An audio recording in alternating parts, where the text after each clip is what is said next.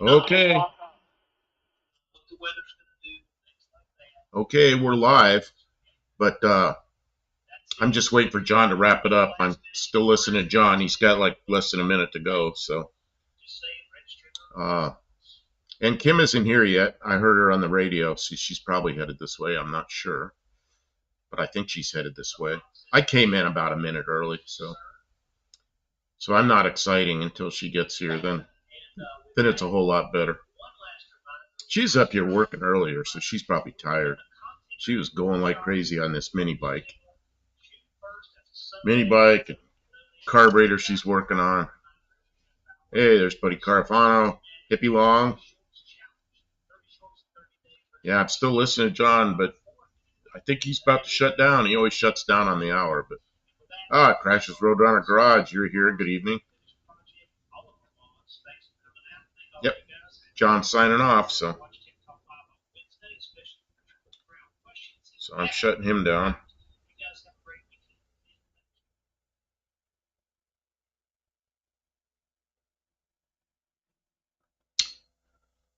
So John just went off. Got a helicopter going over. I don't know if you can hear that. Helicopter's going right over us. Man, there was one went over this morning. They couldn't have been but 50 feet over us. A big old military helicopter shaking the house. I'm going to see if Kim's coming up here. I don't know what she's doing. Kim, I couldn't understand what you said. You there? I don't know what she's doing. Hey, Mexican Spec, good evening. How you doing?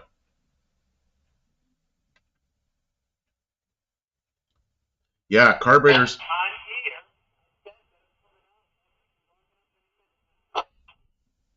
Okay, it was just so scratchy I couldn't understand you. Now I can understand you. So Kim is on her way up from the house on foot. So she's almost here, I think. And yeah, Kim was working on, I can't quite see it all. I'm sure she'll show it all. She's working on this mini bike or monkey bike, whatever you call it. And she's working on an intake manifold down here for this carburetor. And I already got an overheating camera, it looks like. She didn't say that, Hippie Long. She was, we were both watching John Wilburn, and I picked up my phone and put it on the phone and walked up here and got everything rolling. And I know she was still there. She was still there watching John in the house on foot, like it's miles away. Nah, it's across the yard. It's probably several hundred feet. But I don't know. She's walking up here. So the problem is there's a lot of traps. What I call traps. There's different car parts and piles of wood and all the things that you collect in the yard when you do stuff we do. So, if you don't have a flashlight with you at night, you can trip over stuff. Oh, did you know Tony is now live at the same time as John now? No, I didn't know that. Why is he doing that? I wonder why he's doing that. Why is he doing live on Friday nights? I had no idea he was doing that. Good evening, 38 Racing.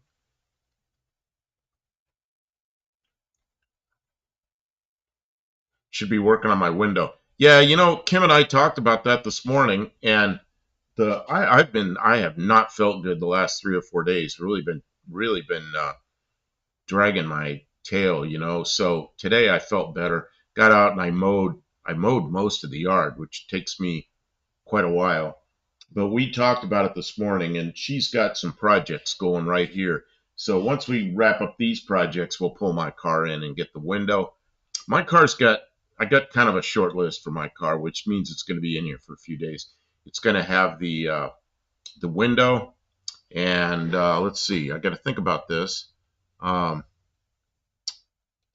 Let's see. The window, that's the main thing. The battery tie down, I need to get that done before No Name National, so I should really get it out of the way while it's here. It's got a couple of headlights that are burned out, and I bought the headlights, so I'll install those. I've got we put a used flasher in it because the flasher wasn't operating properly, but I've got a new flasher. I might just well put the new new heavy duty flasher in there. And I don't know. I know there's a couple other things I want to do. Oh, the little pointer, uh, the little pointer for the whatever you call it, the Prindle, park reverse neutral drive thing. It comes down when you shift, but when you put it back up, it doesn't go up because there's something in the cable that's goofed up. And Kim said that she knows what the problem is. She goes, she just got to epoxy something in place. So I'll probably take some what's that black crap? Can't think of what that epoxy is. Somebody will know what it is. Those little tubes of epoxy with steel in them. JB Weld. We'll put some JB Weld on it and let that cure up, and then my Prindle pointer will work. Yeah, shift indicator. That's the thing. Shift indicator. The Prindle. I always call it the Prindle, but they're not a Prindle anymore. It's a Prin D21. So, man, I'm surprised she's not here. I wonder if she's okay. Doesn't take that long to walk up here. Let's see, what's the discount Friday car special night? Oh, buy one, get one. Today it's a 1975 Mustang 2 and a 78 Fairmont box top. And you got I'm starting to like them all again. I really didn't want anything to do with the box tops, but now that I have this one, I've been working on it. I was like, man, I miss these things, And then I see some of the box tops and I see some of the station wagons. I wouldn't mind having another wagon. The last one I had was a Zephyr wagon, but before that, I had a 78 just a Fairmont wagon, just a white Fairmont wagon with a 302 in it. That was just factory 302, and I ran the crap out of that thing for years. Took it all back and forth across the country. And look who's here. Kim's here. Are you playing around on the internet again? Oh, I decided to go live. Like, I went actually live like 1 minute before John finished, just to make sure. I saw John was logging out. Yeah. Oh, you did see that? Okay, because you were still at the house. Oh man, I fell asleep. I was watching John. And you fell asleep. I was listening. I was being a good participant. People, you see, you're moving the table. People are already noticing your carburetor there. It looks like it's carburetor rebuild. Oh, I'll show you. Yeah, and I said Kim's likely to show all her goodies when she gets here. So yeah, I was Mexican Spec says, welcome, Kim. Hey, Mexican Spec says, I like headroom, Buff. The box top has more headroom. Room for your head is important. I was watching somebody today. Oh, it was some guy I've never seen before. Big dude, and he bought a Porsche 914, and he got that thing, and the steering wheel's rubbing on his knees, and he's crammed in that thing. And he says, "Oh yeah, there's not enough room in here to shift and all this." And I'm thinking, man, I remember driving those, and I fit him just fine because I'm short. So you're just a little guy. So the box tops are. I just have like a lot of headroom, and I could wear one of those hats. Man, I get in my Dart, and I'm like right there. I can feel the headliner. It's one of those hats like President Lincoln wore. No, I could wear one of those in a box top. I don't think that. So, Blue Grit's here. Good evening. Check the HR rules for non-international battery. Hold on. I'm going off memory. I believe it's 1.25 inches wide by 1/4 inch thick top bar and 3/8 diameter bolts. I got mine from Tractor Supply. You know what? Kim passed the first year, and she had doubled up wires wound around, and they accepted it. But that was on her van, so yeah, I don't know. And it wasn't like it was a high-speed car. My Valiant, I have 2 1/4 inch bolts, and then I made a steel thing. I don't know. I'll make something that's obviously will not come apart. And then I think a lot of the stuff on the rules, there's a difference between cars that don't go very fast and cars that are quick. Yeah, well, So they're going to look at your car a lot harder if it's, got and I've got 300 horsepower than if it's got I got 100 horsepower. I got a 6-cylinder car that Yeah, it's not going to go fast. It's not light. But it still has to be safe. But well, right. safe for a So street car is different than safe for the fastest car on the I'll track. use like a piece of 3/4-inch tubing, steel tubing or something, chromoly or whatever I have around, and some bolts. I don't know. What else was I going to say about that? Blue Grit. Something I want to say to Blue Grit. What the heck was it? Blue Grit, you still got some 6-cylinder Fords, don't you? Or have you guys gone all V8s now? I don't know. Blue Grit, I still checked it last year. Yeah, I'll have something on there. Well, they check everything. Yeah, I'll have. Oh, they checked hers, but they accepted. And they'll tell you about things that are and they'll ask you to correct them, but they're not going to keep you from participating if the car overall is safe. But they want you to realize and address things that need it. So the chances that car of mine ends up upside down are pretty low, whereas something that's going 150 miles an hour in a quarter mile or an eighth mile, we all know what can happen. Remember what happened to Niblack with it in his Volvo. Oh man, yeah, that's I want to. Okay. I want to go on about that, but I'll come back to I'll come back to Blue Grit. You have both. Let me get to Blue Grit here for a second. Okay. I have a set of headers for one of those. I don't know if you're interested. If you are interested, I'll bring them to No Name Nationals, but they're brand new and they're still in plastic bags and everything. And I don't know. It seems a shame to cut them up and refit them to something else. They're so nice. No, but they might work perfectly for what you have. But anyway, go ahead, Kim. Oh, I was going to say to Blue Grit that on Tuesday, I think he was there. I don't know if he was. Anna sent us pictures of the project, and it's looking really good. And I watched a couple of the videos that you've made recently, and it's great to see things are going so well for you. And we're looking forward to seeing you both again this year. Oh, Kim, I realize now how bad I was feeling the last 3 or 4 days. I told him I have not been feeling good. I know. And today, I am. I couldn't get him to do nothing. I could just tell he was just off. Way better. He was sleepy, and he was just. I just sleep all day and just miserable. Lethargic. Oh. Get up long enough to go to the bathroom and eat a piece of celery and go back to sleep. Yeah, well. Today I went out and mowed the whole thing. Yeah, that was good.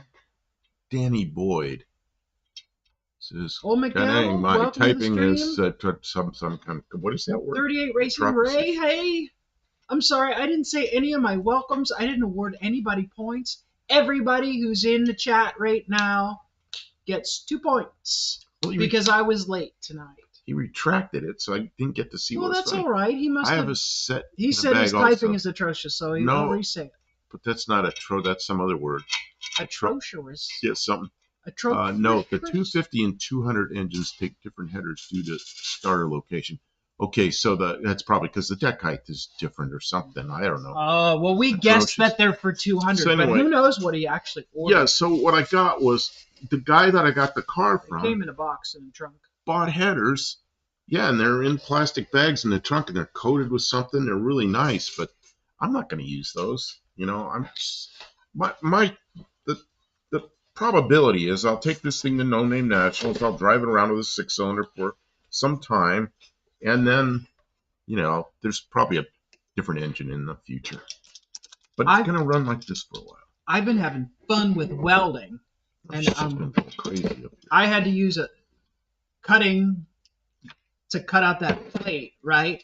And then that plate, it's welded inside from the underneath around, so it's sealed.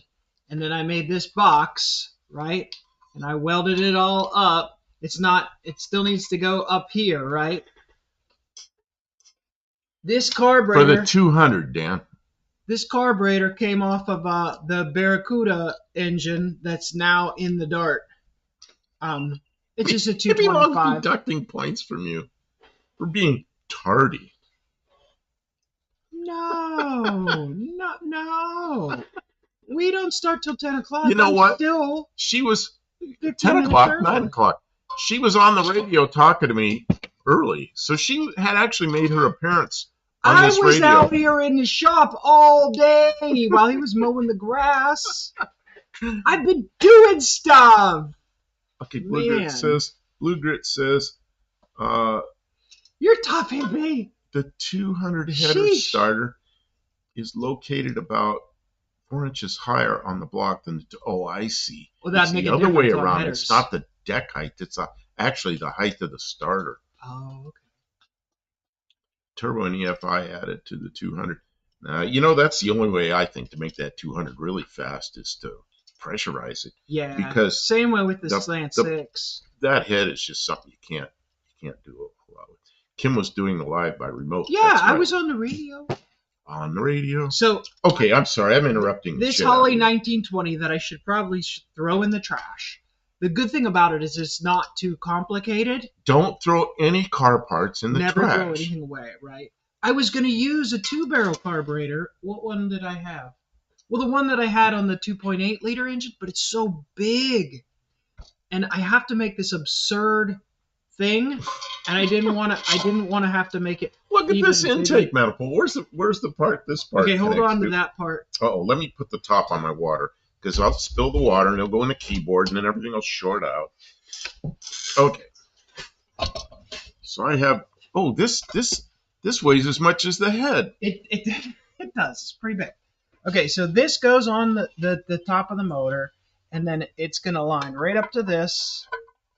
And then it'll be this way. It goes over and down. Boy, that looks freaking absurd. This is like half of a cross ram. That looks freaking absurd. It looks like the thing that goes on a 413 Chrysler back in 1961. So that it goes down and comes back up and then goes back down into the engine. This way, Danny Boyd says he'd buy that. But this way I don't have to cut a big hole in the hood of the vehicle. Taking that off there? I'm taking that off of there. See, she's made all this really I don't cool have to stuff. Put a big hole in the hood of the vehicle to make it all go together. So, yeah, it's absurd, but it also fits. It fits over the valve cover on the side. This is actually going to look kind of cool. It's going to look absurd, but I don't care. Then you do like an aircraft. Instead of having a choke, right up here at the top of this, you have a little nozzle, and then you go, and you could pump a little fuel injector up there. A little primer, so you just prime it 2 or 3 shots, and boom, fire it right up, and you don't need a choke. I like primers. I think the volume of flow, Hippie Long, that is a concern. I've done my best. Like you see how I've like put like a radius on that, and see, it actually I radiused up from underneath to try and keep the volume of this as small as possible, because I did figure out that was a problem. I figured that was a problem with the mini bike, whereas I think what'll happen is I know you and how things work. It'll start up and it'll run, and I'll be just like stunned that it works so well. It might start and run. It'll probably. Well, it's like the last one you did. Remember what happened to the last one you stuck a carburetor on where there was fuel injection? That burned up car, the whole wiring harness was fried. See, remember there was a bundle of wires like this, just all burned and fried. Oh, the Dakota. And you cut a hole and stuck a carburetor on top of where the fuel injection had been. It goes okay. The first time you cranked it, it fired up, and I was like, it did start right. It started right up. And it has I took the Dakota engine and I put the distributor out of a Volkswagen. Out of a Volkswagen. Because had electronic ignition. She just chucked all that. It's got points now. Put points from a Volkswagen. It runs like a tractor. Boom! It started right up. And you see the other thing Kim, about you know what you get for that? The volume. See how small I kept this. She gets Studebaker lights for that one. I've kept this kind of small so that the velocity wouldn't be horrific, but it will be a problem because it's such a long tube. But it'll be okay. What is this? It won't be great. He's only driven it a couple of days so far. What's that?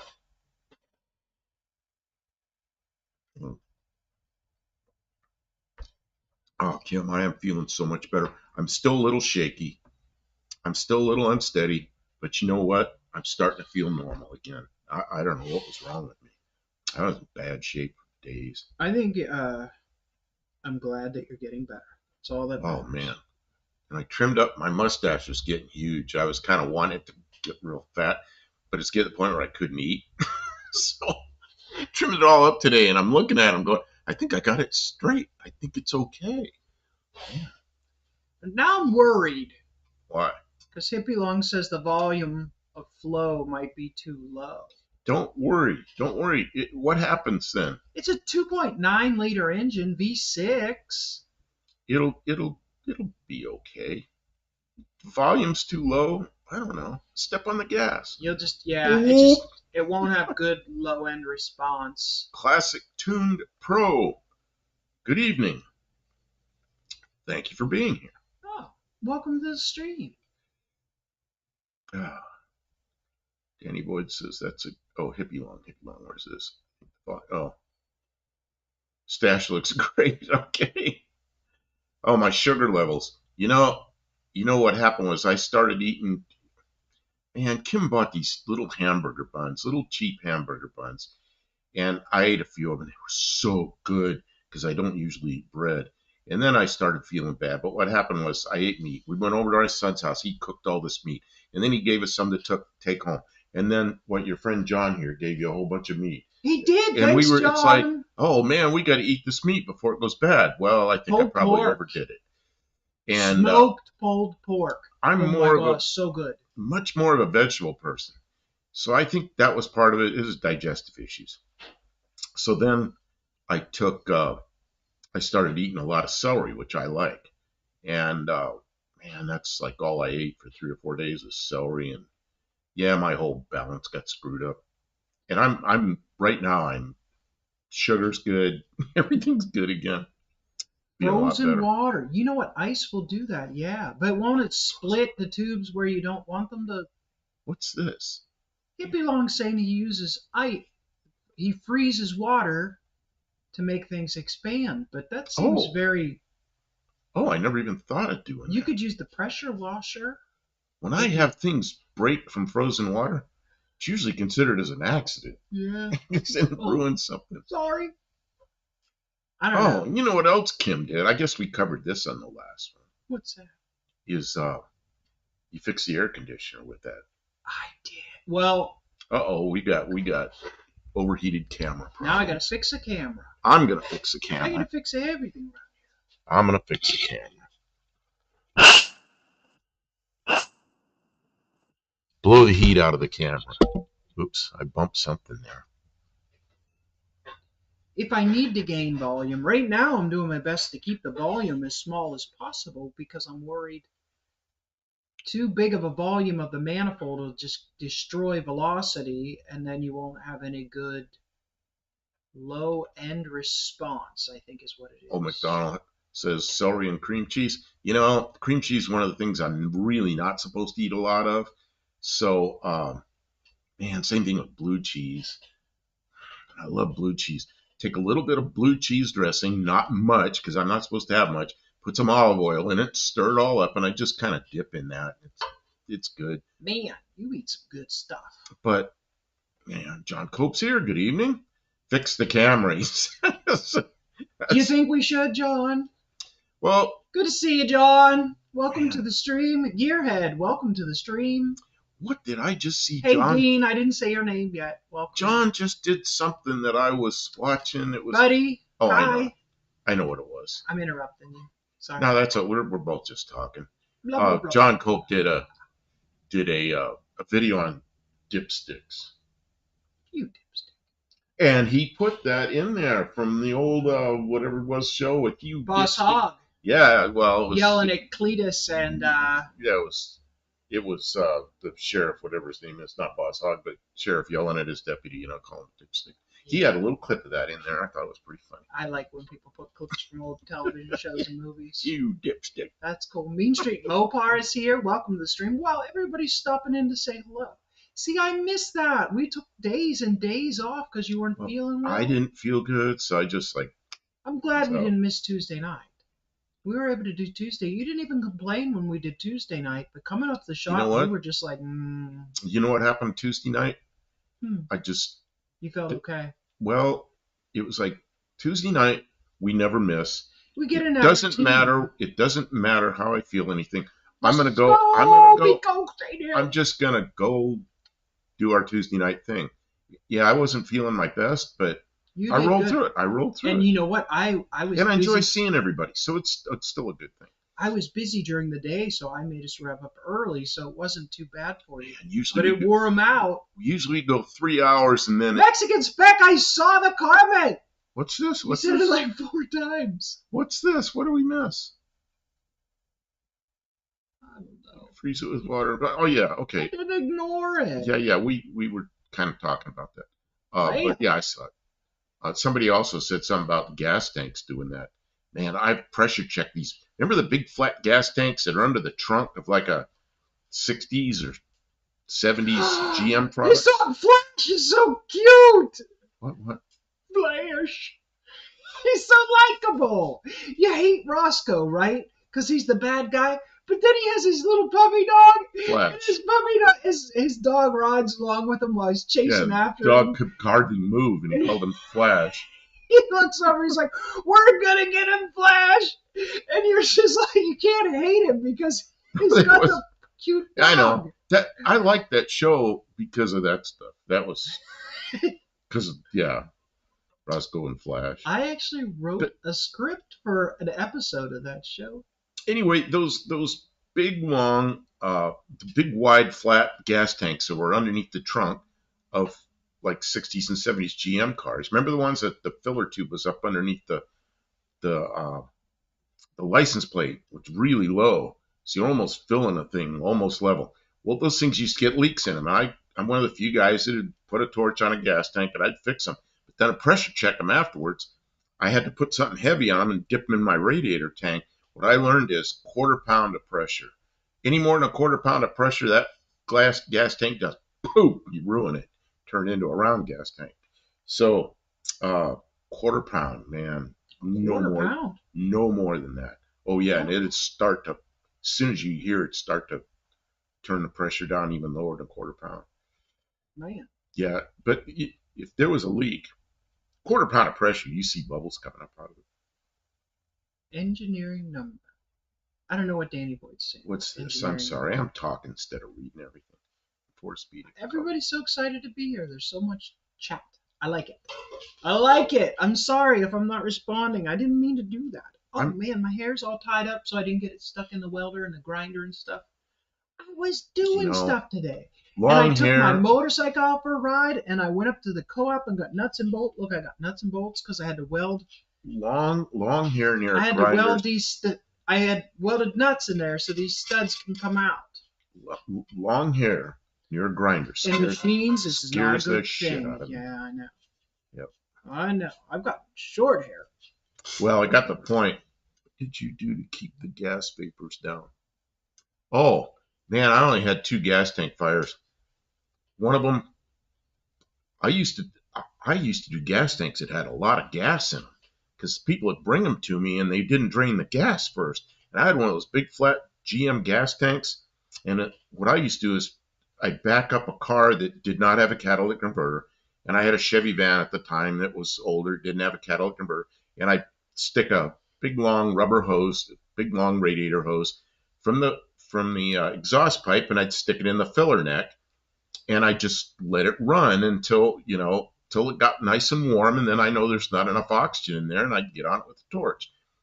But one time I was doing that, and it was one of those big flat gas tanks, and it had a thing about this big around that had the sending unit, huge sending unit, and I had it out. And I was over there, I guess the sending unit was kind of over here, and I was welding with a torch like this, or actually I was soldering, and I pulled the torch up, and the torch kind of went by where the exit was coming out, and there were a lot of gas fumes, and it went by and went whoop, and it lit off, and it was a thing that looked like a candle. It was probably 12 or 15 feet high, something like that. It scared the crap out of me, and I backed up, and it went out. It's like, whew, that was a close one. So I learned not to get a torch near where the near where the fumes were coming out. The other gas tank fire I had was one that I had. It was one of those same kind of tanks. It was upside down, had undercoating all over it, and the undercoating was soaked with gasoline. And I cleaned off an area where I was working. That undercoating lit off, and I had a fire extinguisher always near me, and I grabbed the fire extinguisher, and the same thing, it went out before I shot it with the fire extinguisher. So I was like, whew. But that was like, God, 11 or 12 years I was doing that stuff, two gas tank fires. So Okay, I hold on a was second. really, really careful with that shit. Hippie Long mentioned they make round tanks with explosions. If you've never seen that, it's super cool. Do a search, and you could see there's videos of it. They make, I mean, big tanks, and they put explosives in them. They go, they're like square-ish or hexagonal, and they go boom, and they were perfectly round. I don't know, Big ones too, and you're just like, you might have chunks coming at you. I mean, yeah, It's it's like not something you want to be it's like right a next to. grenade. So I don't know if I'd still do gas tanks or not. I might. I don't think there's much point to it. I Just don't buy know. a new Mexican gas. Spec said something. That's before you could buy gas tanks online. Right. But you could still buy gas tanks. I But remember it wasn't expensive to repair. People were scrounging. They were just trying to get it done cheap. a guy I knew that he was a deputy sheriff. Actually, he was a sergeant at the sheriff's office. So I kind of knew who he was. He showed up. He had like a 71. Max. He had like a 71 Dodge Charger, and he come in and he says, I got a gas tank leak. My gas tank's leaking. I wonder what it costs to fix. So I go into the back and I slid underneath it, and there's a cut about this long that goes from the bumper way up there, just slid open. You could see that somebody had backed over something, just cut the gas tank open. And I looked at, you can't fix that, you know. And I said, man, did you look at this? There's a lot of damage here. And he stuck his head underneath and he goes, he was surprised. And he goes, oh, he goes, I lent this car to my son. He goes, I know what happened. And he goes, he's pissed. And he took off. I'm thinking, man, I'm glad that not his kid right now. 38 Racing says he's not well enough dialed enough to try the exhaust trick to welding on a gas tank. Not heard the exhaust. You got to trick. have the buzz that clank. See, 38 Racing. I learned from old radiator guys, the old guys that had done this stuff with exhaust for years and years, and that's how they did it. And I don't know, I got away with it for many, many years. What they all taught me was, as long as the tank is warm, you're okay. And when the cars with catalytic converters came out, see, I was already doing that stuff. 1975, I was already doing that. So then the catalytic converters came out. And I just made sure I used a car that didn't have a cat. Dougster is here. Potato! How you doing, Dougster? I heard Dougster come in the last half hour of John's show. So good evening.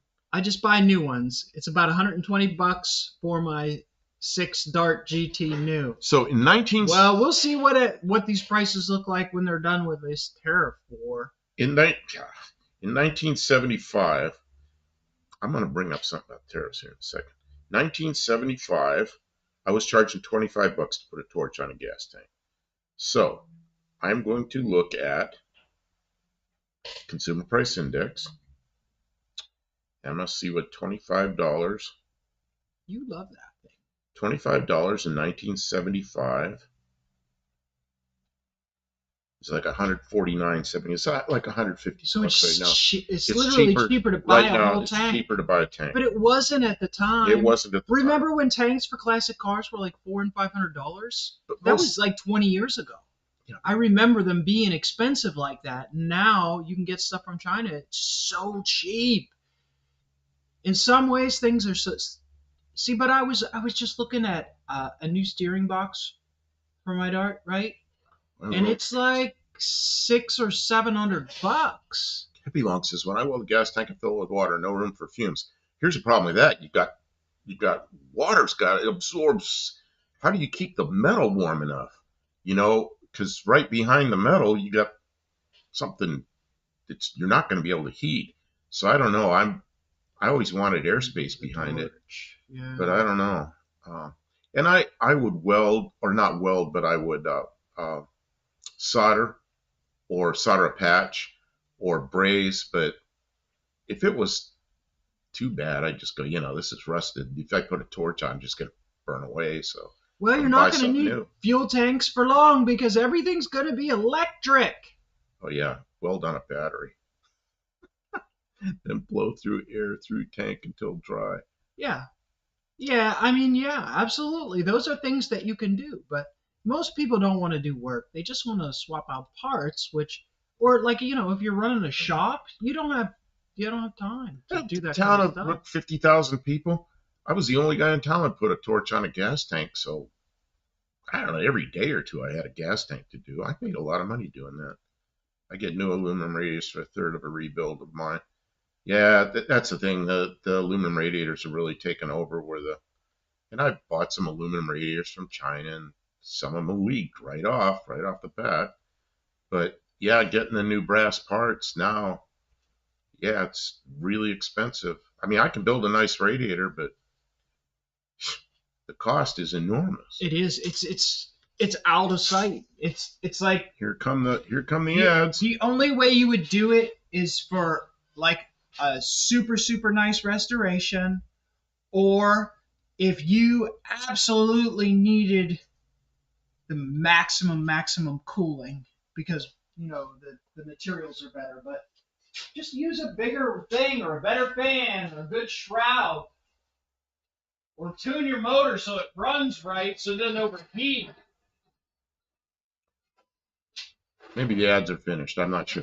Kim put that radiator in her Dart, and it's a radiator that was meant for like a No, for a Chevy 2, like a V8 no. 67 or something. Big wide crossflow, 3 rows. Tubes are on 7/16 centers. They're probably 11 millimeter, and they're half-inch tubes. I mean, it's good. That's more radiator than that car ever had. So it's gonna work fine. She's over there turning stuff on. What are you doing, Kim? I'm gonna do a little welding. Is that okay? Well, did you put your hair back again? I guess you did. I did. And Mexican Spec says AutoZone Mexico ad. Okay, you got 2 points for calling Dean, out advertisements. Thank you. Dean Stevens says Thank you, AutoZone Mexico. 17 degrees, 30 minutes. Welcome to the wedge table. 38 Racing. I've been stocking up on the 59 parts when I have the dollars. It's an investment. Yeah, I guess that's kind of what we did with the Ford Futura. Stocked up on a whole bunch of parts with a whole car. Gearhead, the price of brass at the scrapyard is getting considerably higher. Demand is higher, yeah.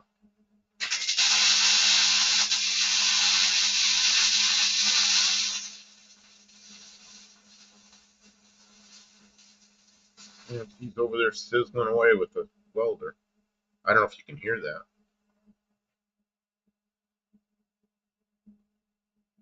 Dean Stevenson, it's still hard to mail order an Abrams tank in New Zealand, though.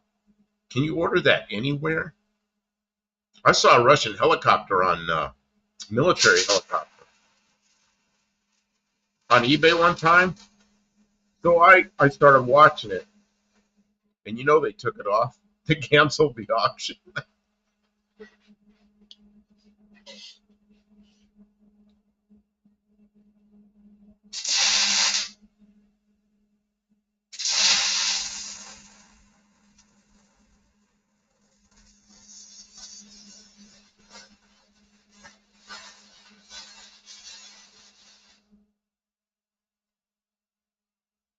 Mexican Spec. I can't talk over the welder.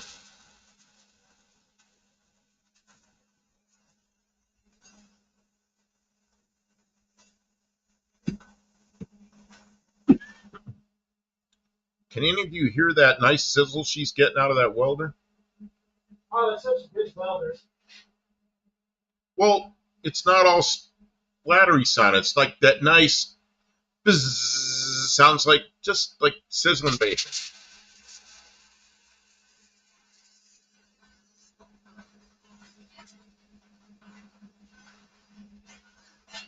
Oh, 38 Racing says I'm getting quite the stack of brass radiators. What, for 59s? 59's a good one. It was, see, VM used those cellular cores up through 57. And starting in 58, they started using tube and center again. And they were, those are pretty good radiators. Bacon, yeah, sounds like bacon. Actually, it sounds better than bacon. Woo, it's hot. It's hot. Kim touches it, says it's hot. Dean says, P.S. I'm owned by the New Zealand Postal Service and the government.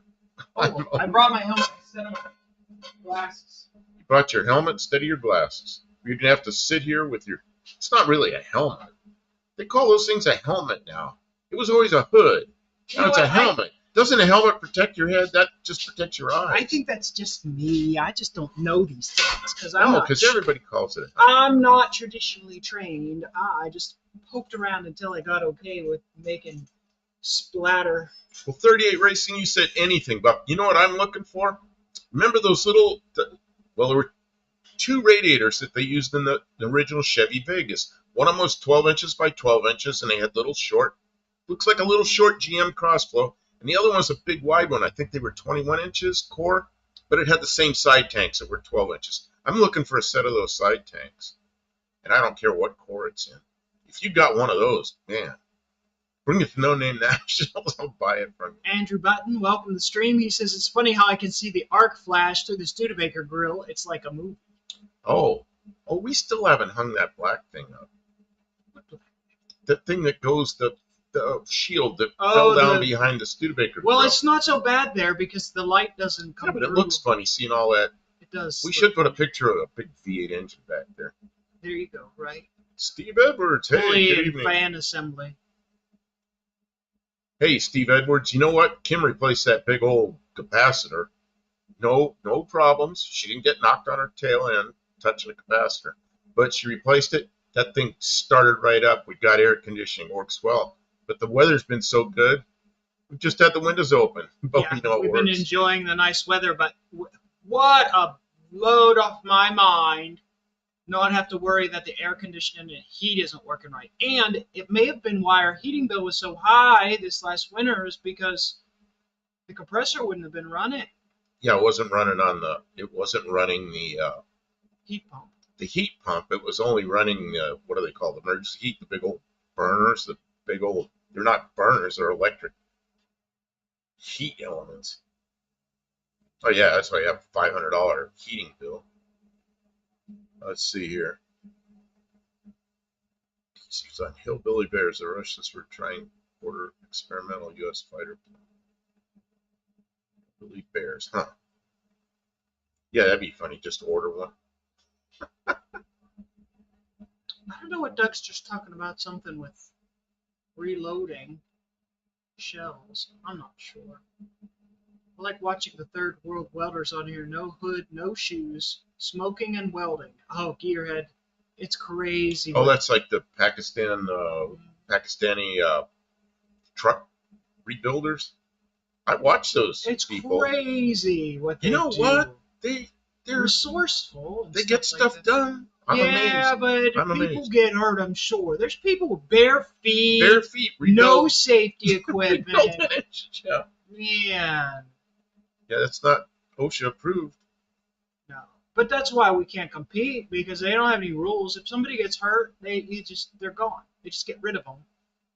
And there's none of this, like, they don't care for people who get sick. Or maybe they do, I don't know. That's something I want to ask Mexican Spec.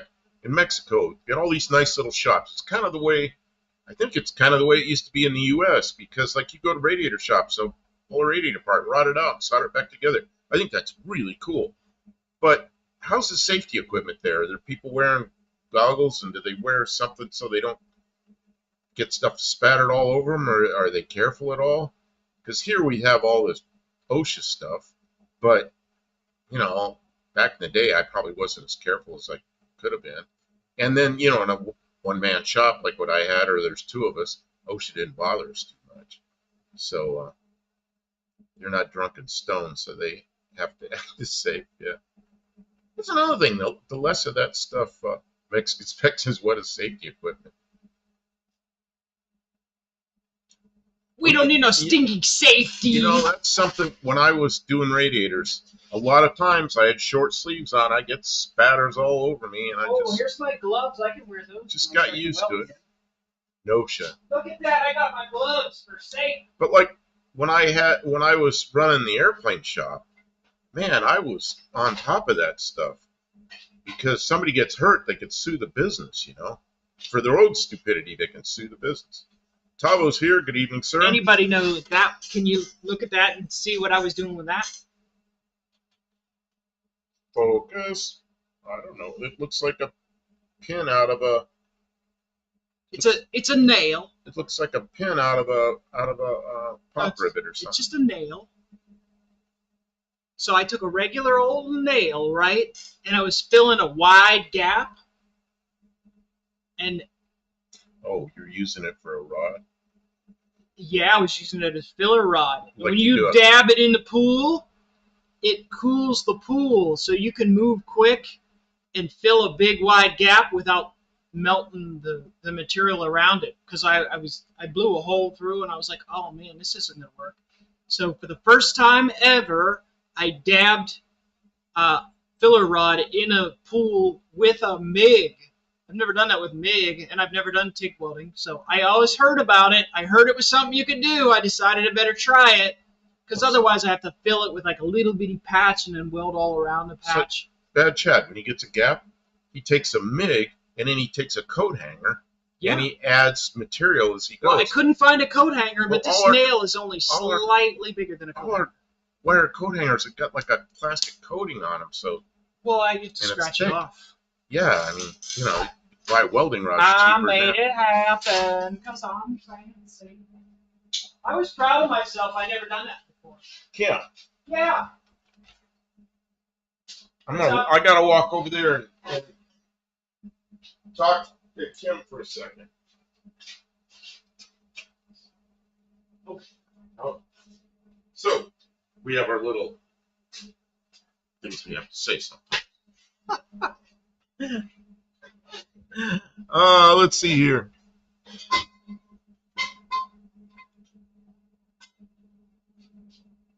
Oh, Dougster.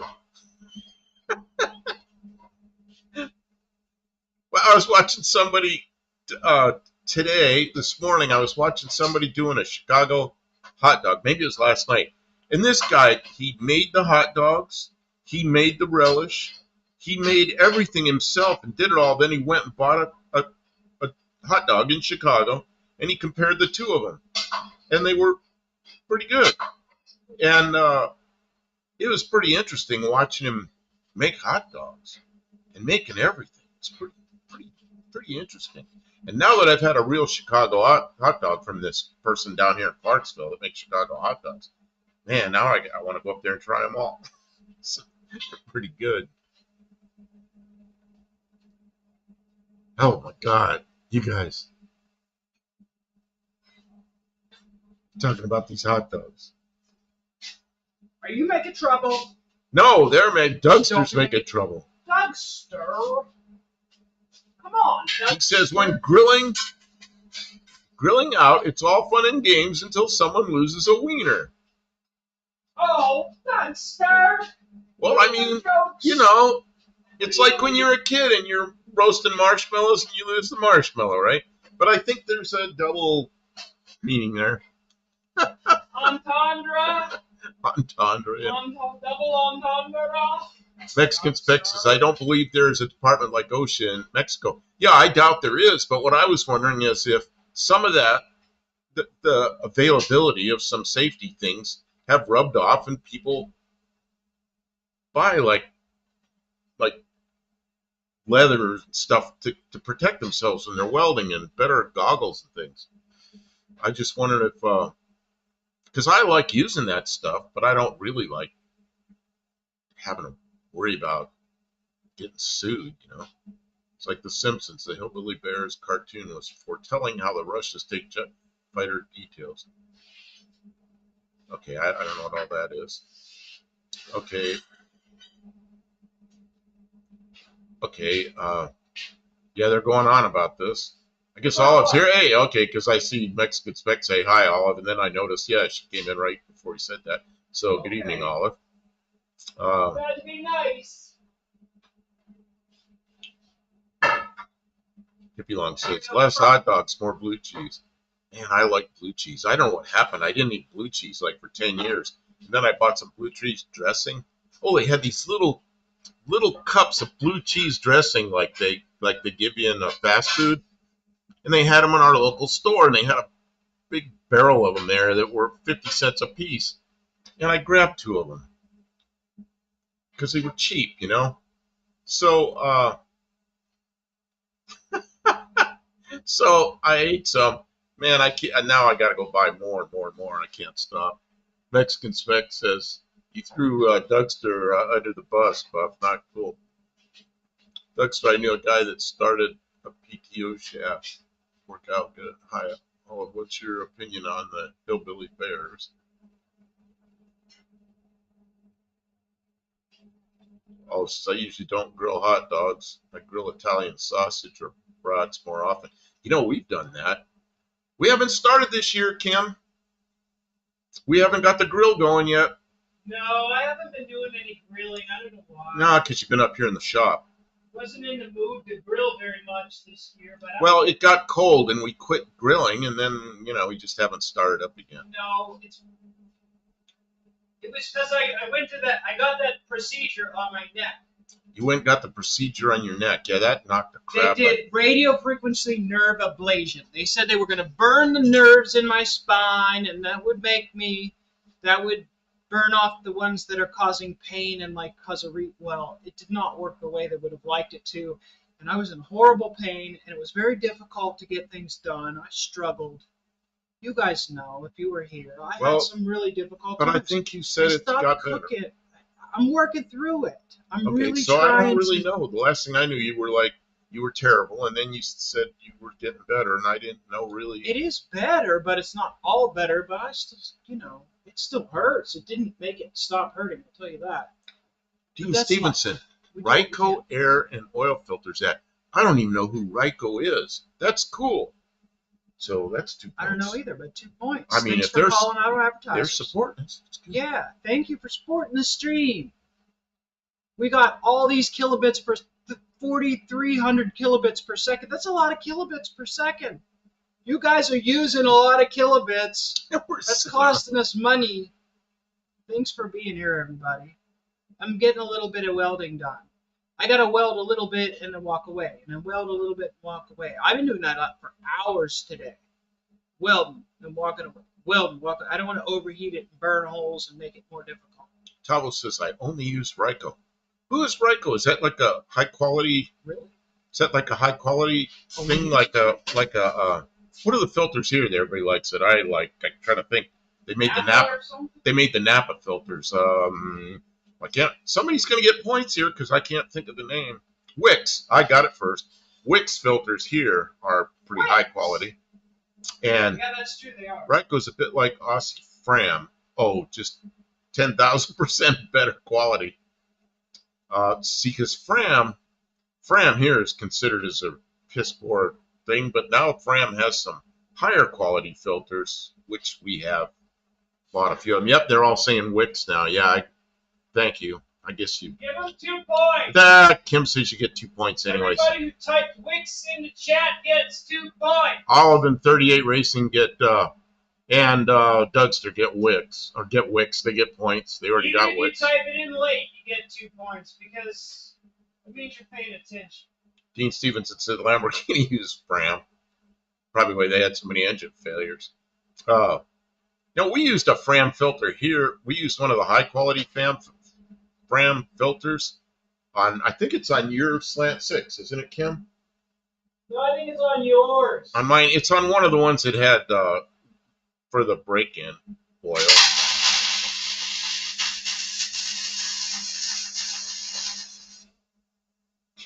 Only 2,000% better than Wix. Mexican Spec says we don't have Wix here. And she's over there sizzling with the welder. Danny Boyd says a kid in the '70s we had a Hamilton Beach cooker which would electrocute up to 6 dogs. I know the ones you mean. Did you see the short we did where I gave Dallas Brown a hot dog cooker with 2 nails so you could stick the hot dog on and plug it in? And Dallas helped me go get that. Like, he used his vehicle, went to get my parts car, and I asked him on that trip. I asked about that. He goes, "Oh yeah, I was cooking hot dogs on it a lot." So he was using it. He's a funny guy. You guys are weird.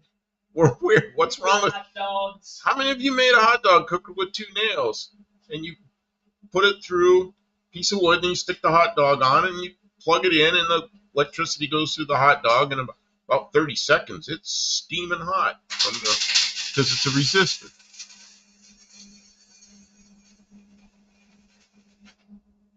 I'm missing a lot of chats. I'm sorry. If I miss you, I'm really sorry because I'm talking too much. They make man filters I get from my Volvo too. Dean Stevenson said the dry sub lubrication system caused the engine failures. Oh, I don't know. I know people that have cars like Lamborghinis. They seem to have to do a lot of maintenance. Lamborghinis. Some of those real expensive cars take really expensive maintenance. Yeah. They go, it's got 25,000 miles on it. That's an engine out service. And I'm like, gulp. And go up the back of the car. Hidden down in there somewhere is an engine. It's like, oh my God, you got to take that engine out. Max Swidge, Dick Desley, I have a hard time welding now. Flying it as soon as I strike an arc. Might as well close my good eye. Oh yeah, well, you can get different shields with different amounts of tint. I had a hood that I bought from Harbor Freight, and it was getting so I was really struggling with it. And I think the thing that changes tint, I think it was going bad, and I bought an expensive one that cost way more than the hood cost, and I replaced it. Man, is that thing nice! It as soon as the art goes, I can see what I'm doing so much better. So yeah, I paid a lot for it, but pretty nice thing,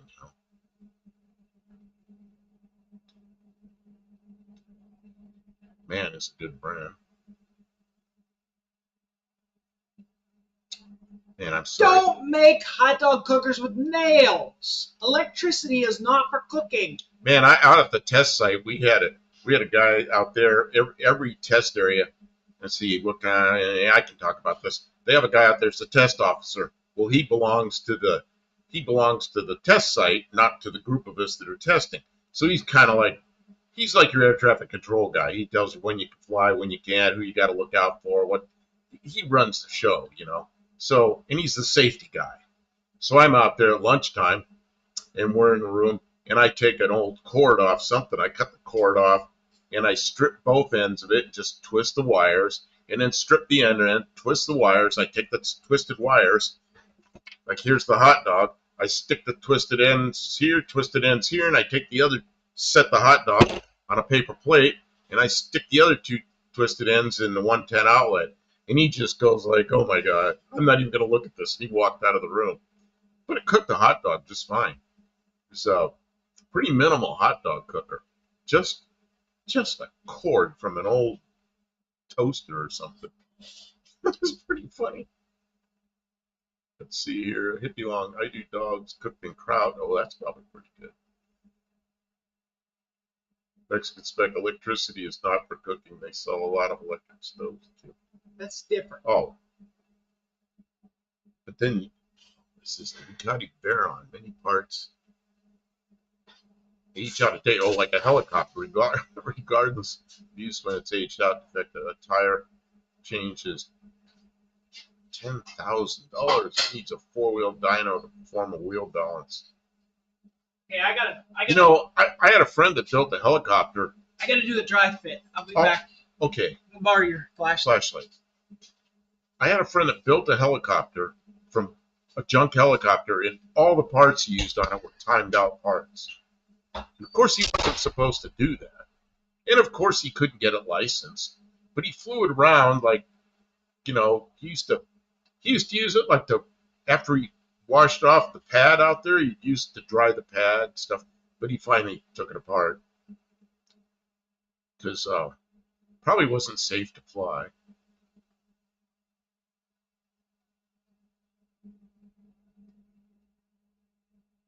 Yeah, Dougster, Bugatti repairs are stupid, ridiculous. Yeah, what's his name? Guy in Kansas has the Bugatti. Um, you know who I mean? Guy with the stupidest automotive channel. Somebody will get. Why can't I think anybody's name?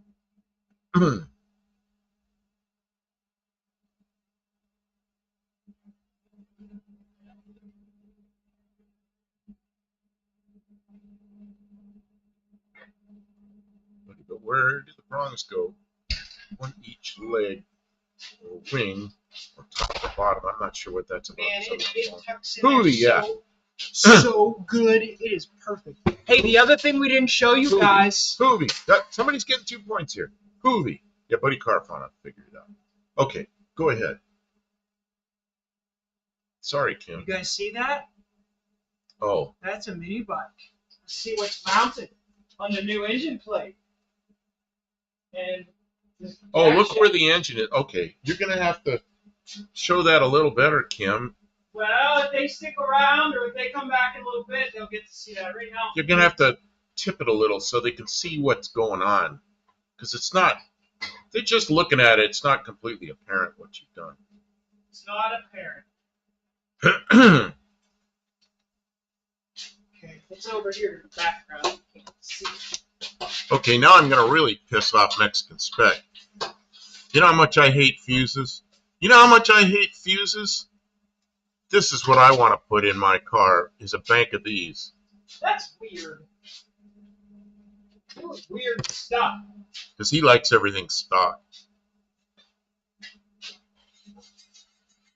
What's this? Surprised Zappa never pointed that out. Zappa. Is that a forced induction system? 38's asking. He probably wasn't here when you started talking all about that. No, it's just I'm removing the fuel injection. Yeah, it's a replacement for a fuel injection, but she wants it all to fit under the hood, so she made this crazy intake manifold. Looks like half an intake manifold for a 61 Chrysler 413. Remember the cross rams that went way out here like this, and the carburetors were over top of the upper control arms? It's almost that long. Steve Edwards says, if I have the gumption, I'm going to take a Quantum off a Corvette with the EGR valve in. Oh, you got to go. You got that Corvette.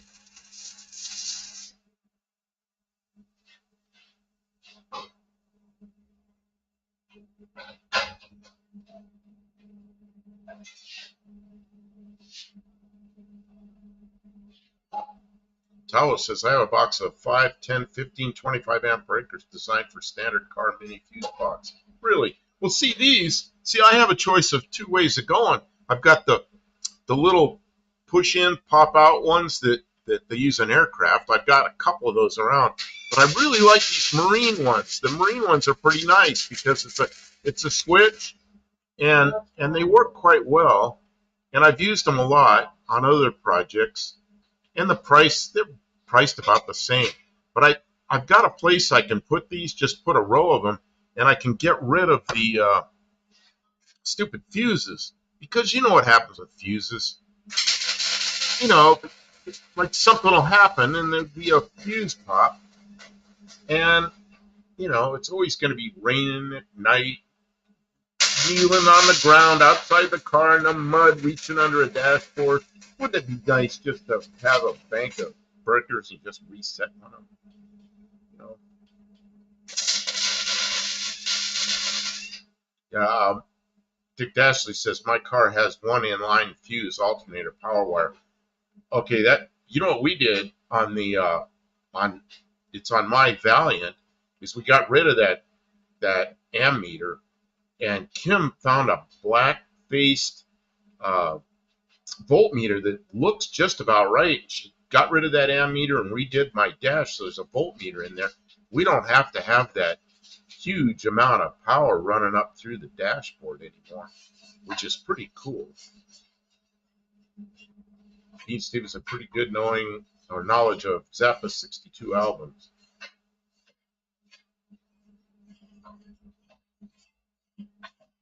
Tao says the aircraft ones might be the same ones I have. Use it on locally built buses, which I used to build. Oh, really? Yeah, they have like a little round thing that pushes in for on and they pop out for off. The only thing is when you want to pull them out, they're a little tough to pull out, but that's okay.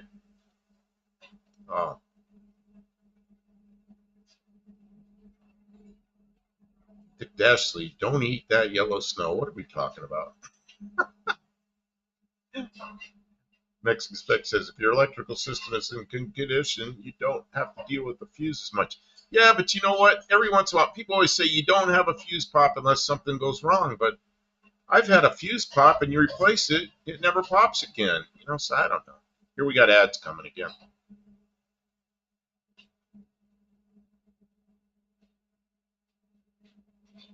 I don't. I have a fuse pop unless there's something wrong.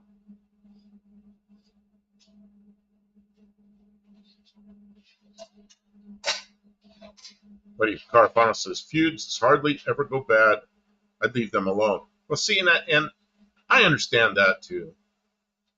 But then I'm adding some stuff, so at least the panel.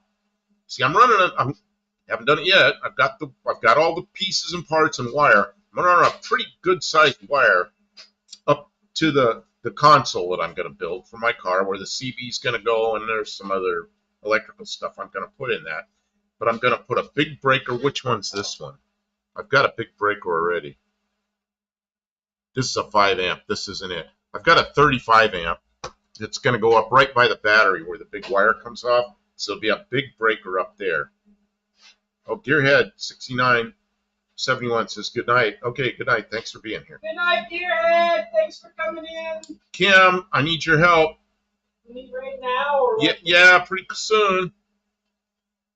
We got a super chat. That's super welder.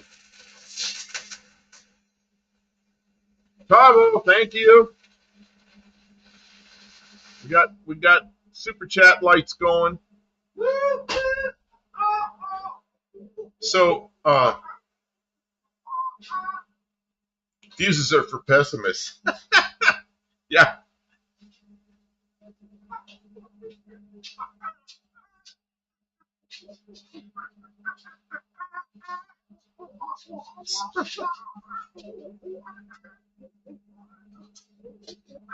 Oh, I see. That's why, because it's a Zappa. Oh, yeah, I get it now. Buff can do the dance.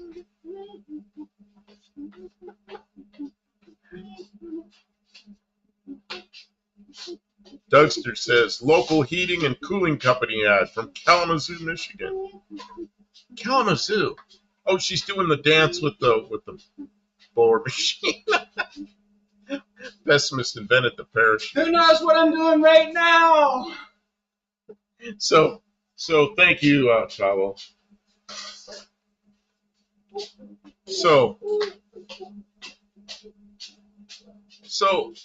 you know, like I had my 87 Corvette, and I was on my way to Tucson in Arizona one night, and it's getting dark, and it's pouring rain, so I got the windshield wipers going, and then it's the windshield starts to fog up, so I got the defroster on, and the defroster and the defroster fan and the windshield wipers are on the same fuse, and sure as shit, the fuse pops. So I not only lose the wipers, but the window starts to fog up. So I've got to pull off. So I'm off the road, and I'm off the road. There's not a good shoulder, and I don't want to be right out there where there's cars whizzing by. So I'm over there in the dirt, which means I'm in the mud, on my knees in the mud messing around with fuses, and sure enough, I don't have a replacement fuse for that. So I called my friend Carl, who lived in Tucson. I wasn't very far from Tucson. He came up there and got me. We went, bought a fuse, brought it back, put it in there. Never popped again. I don't know why it popped. Unknown. And he never recovered. It's just, I Never. just, well, I bought a big box full of fuses and kept them in the car. But it'd be so nice just to have, a breaker. I don't know. I was around aircraft for so long. It's just breakers. He's never going to financially recover from that. So Mexican Spec says, Buff, why are you always on the way to see your son when I have a live? I don't know. What do you do?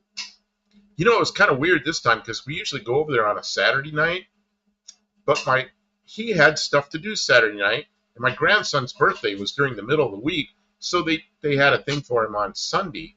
So we went to his house on Sunday night, which is really odd. But on the way over there, Kim took we took her Dart, and I sat in the passenger side, and I was over there texting a little bit with you, but I was watching or participating in your live while we were on the way over there. But when we got over there, I bailed out because, he went in his house, we're doing stuff. But anyway. Yeah, the real question is, why are you always live when we go? Yeah, why are you always live over there? Yeah. Why'd you turn it? He turns it around and makes it our fault. See how it is? Mexican Spec says, who doesn't have a rag in the car to defrost the window? I don't know. That sounds like that might be a Mexican thing. Because I had a defroster that worked when I started the trip. Yeah, I don't know. He likes things to work. It's an airplane thing. Checklists. If something doesn't work, he doesn't like it. Abort, abort! Abort, abort! Talo says, Aussie Valiants had 2 fuses to service the whole car. Even worse, they were in a Lucas fuse holder. Same one that PMC used to use.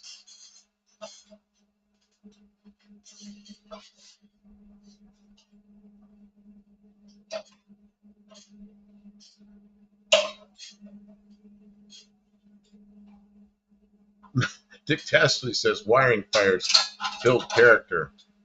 Man, I have had 3 times, so I've been flying airplanes. I had that smell like, that smells like burning wiring. Something like character, I suppose. One time I just taken off, and it's like, I don't like that smell. Either they build character or they burn it to the ground, one way or the other. I had a friend with me that didn't fly much, and I said, okay, here's what you do. You turn off there's a breaker that turns off everything except the alternator. So I shut that off. Well, that shuts everything off. Well, the smell went away. So what you do is you take the switch and shut everything else off. Then you turn that switch on. Then you turn things on one at a time until it smells again, and then you know what's bad. Until it smells again. Well, while you're flying. So by then, hammer on. You talking while hammering? Shit works both ways. So, because I was in a busy traffic pattern, non-controlled airport, but there's a lot of traffic, I had turned on the landing light in the daytime just so I could be seen a little bit better. So I suspected that's what the problem was. So I turned everything off, and I already made a radio call that I was going to go back and land. Then I shut everything off because it killed the radio. And then I suspected it was that light, and I looked over there in the switch for the landing light. There was all this goo hanging down from the back of the panel. I thought, okay, that's what it is. So I just left the landing lights off. That was back when the lights were so I turned big draw. Turned the landing lights off, turned everything back on, and I didn't re-land. I flew home and fixed it when I was there. Another time I took a girl for a ride at night, and we went We worked at a nuclear power plant. Back then, you could fly over nuclear power plants. We went over there and looked at it at night, all lit up. We both worked there, so I showed her what it looked like at night. We're coming back, flying over some mountains, and it's like, I smell that smell. It's like, oh. Once again, shut everything off. And that time it was the alternator. And everything started going dim because the alternator quit working. So shut everything electrical off, got over to the airport, turned the position lights on, and landed, and then pulled off the runway and turned off everything and taxied very slowly over a parking space. And I guess there was enough light somewhere so I could see, because I could taxi, but You really know how to show a girl a good so time. so that happened. And then another time I was flying a home built airplane, and it was my boss that put an hour meter in it that I didn't know he did it, and he put it in the back. It was a rear engine airplane. He put it back there. And as soon as I took off, I started smelling it. So I landed and looked back there, and there was this little meter he made. It was plastic, and there's some plastic goo hanging from it. It's like, I just went back there and snipped it off, taped up the wires. It's like, if you're going to put something in my airplane, two things. Tell me and check it out before I go flying, So, anyway, those are the three smelly electrical problems I have while I was flying. Yeah. Yeah, keep the smoke in the wires. Huh? Yeah, we were out there at the test site one time. We had some kind of electric box. I don't remember what it was. It was something that had come out of an airplane, and it wasn't working. So they get somebody over there on a bench, and they're working on it. They're going to try to find the problem. Well, they get it over on the bench. It works. Wouldn't work in the airplane. Got it on the bench. It works.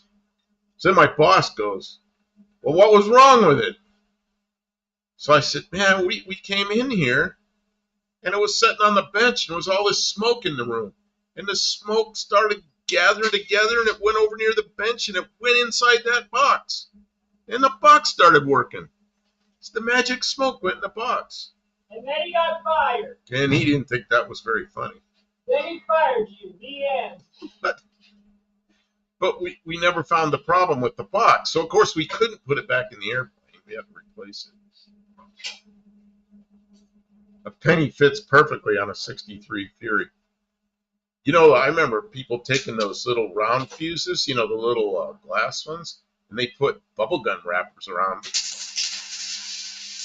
Or, like a Wrigley's gum wrapper around them to bypass the fuse, or use a little piece of copper tubing. Copper tubing. That ought to be good for a couple hundred amps. Oh, man.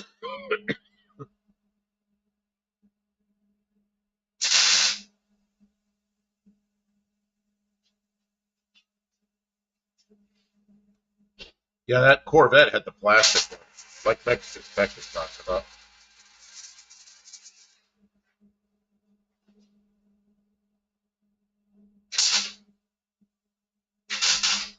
What is this? Like your window worked? I missed something. Man, my youngest son crashed his, I don't know, he was a teenager, teenagers don't always tell their parents the truth. So he told me he was taking a girl home, or he already took a girl home after a date and was coming back to the house. But he ended up in a big old pond. It was like a small lake, underwater, in his Chevy pickup. And it had power windows on it. The truck was all the way about this much of the cab sticking out of the water. So he rolled the window down to get out. And I said, man, how'd you get the window down? Because it had power windows. He goes, I don't know. It just came down.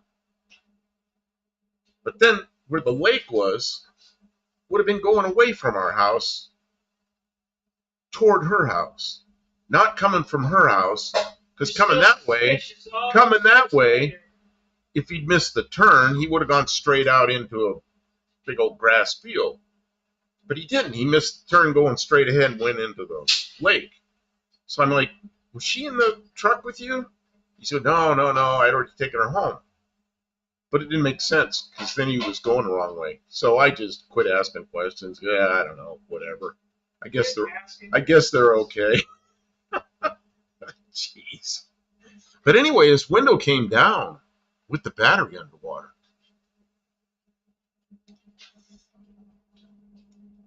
Dean Stevens says, to everyone in America, Australian Valiants had the 85% local content for car parts. Lucas and Bosch, electricals, Borg Warner axles and gearboxes, PBR brakes, VDO gauges, ROH wheels, Aussie glass, etc. I'm not sure what PBR is. Here, that's Pabst Blue Ribbon. I don't think they make brakes. X and Spec says that works too, Buff. But I gotta make noise. She's gonna make noise.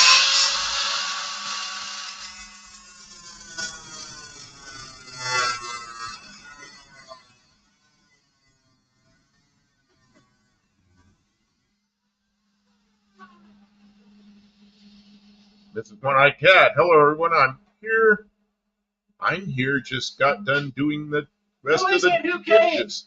Who's here? Who's here? Mrs. One-Eyed Cat. She just got finished doing the dishes. Hello. Welcome to the stream.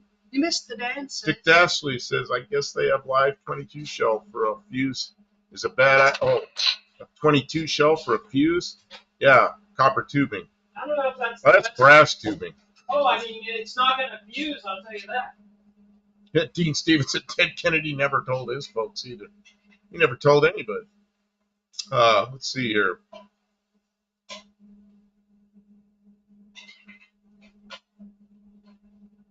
Dean says, telling the truth can be awkward. Yeah, I didn't tell my parents everything. The biggest problem I had not telling the truth was usually had to do with painting cars in my dad's garage. Don't paint that car in here. Oh, don't worry. And then he'd come home, there'd be overspray all over everything.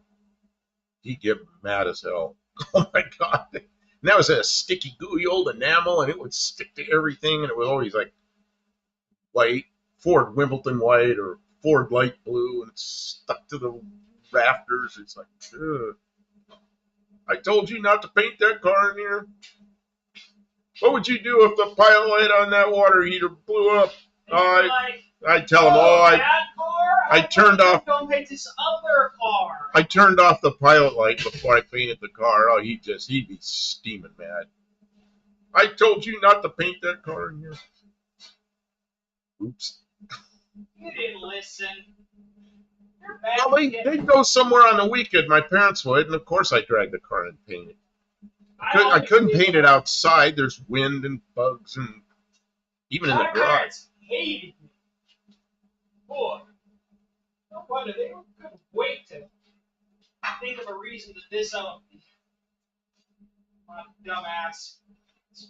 Tabo says even Carter carbs and fuel pumps are made locally under license by email. By email.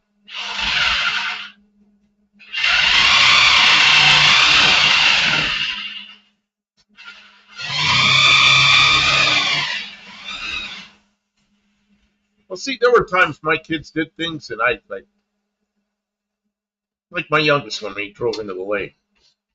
Doing this, I just bought him a new laptop that was $1,300. No, it was $1,299.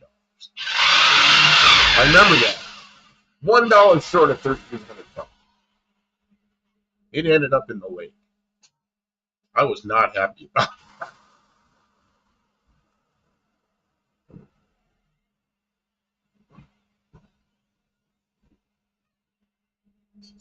Oh, C4 Corvettes had the PBR four-wheel discs you didn't like.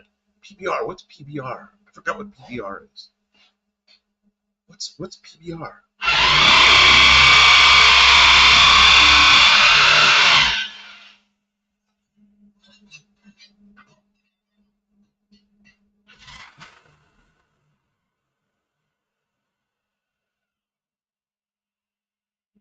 Mexican Spec says they make plastics so you don't get overspray. Well, you know what? When you're 16 or 17 years old, you just don't think about things like that, you know? He's just trying to put the paint on the car. I saw Oscar Mayer. What's this? He says, I saw the Oscar Mayer Wiener cars raced Indy today. Relish the opportunity.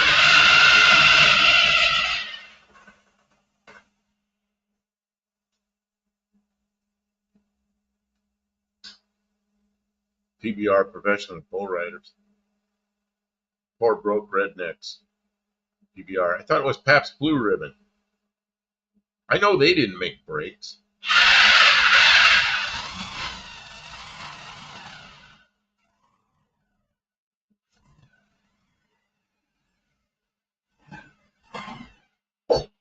Tim's over there cutting and grinding. Cut. I'm just making a mess. Yeah, Mexican Spec says that's the problem. Teenagers don't think 3 steps ahead. You're right. You know what? Running an aircraft factory where I was doing the design work on the airplanes and running the show, I was thinking years ahead. I'm not kidding. And then flying airplanes, same thing. If you don't live. And it just, yeah, it's as I got older, I thought further ahead. But you're right. As a teenager, I was still in the learning process. It's like when my father comes home, it's like, oh yeah, there's paint stuck all over everything. Oh, darn it. I'm a screw. Dean Stevens says PBR International is an Australian company specialized in braking system and friction products. Well, those brakes that I didn't like a lot that were on the C4 Corvettes, who made those? That was a Girling, wasn't it Girling? They were okay, but they weren't like the newer Corvettes. You know, like a C5 Corvette. You apply the brakes, you're gonna stop. You know, and those ones just they weren't all that good. Or maybe it was mine. Maybe mine were just not as good as they could have been. Because my C4 Corvette, that thing was 20 years old when I got it. It's okay. Patton's brake system. Danny Boyd, you couldn't teach me nothing when I was a teenager, except about cars. Yeah, sometimes I wish I was a teenager again, because that was back when I knew everything. I know. I've forgotten so much. I knew everything back then. Sometimes now I don't know what the hell's going on.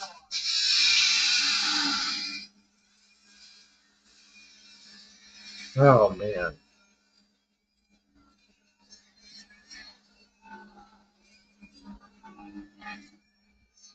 Let's expect. I have to knock the arrogance out of my kid. We'll get him in trouble. Big General Pat. Isn't your son almost a doctor? Is he in med school, pre-med school? What's he doing? I don't really know what point he is in med school.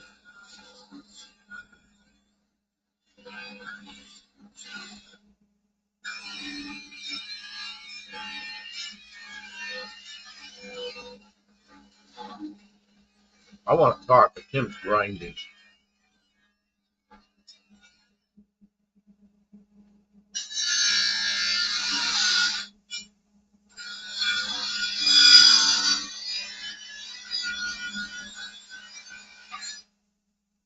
Yeah, B&R Racing. I'm trying to say hi to B&R Racing. There's grinding going on. Once you install thermal carbon brake pads on early C4 Corvette, they stop a lot faster. Yeah, mine was like the beginning of the C4s. It was the one. Mine was an '87. It had a late model C4 tail piece on it, but the rest of it was C4. So it had the big, almost square tail light.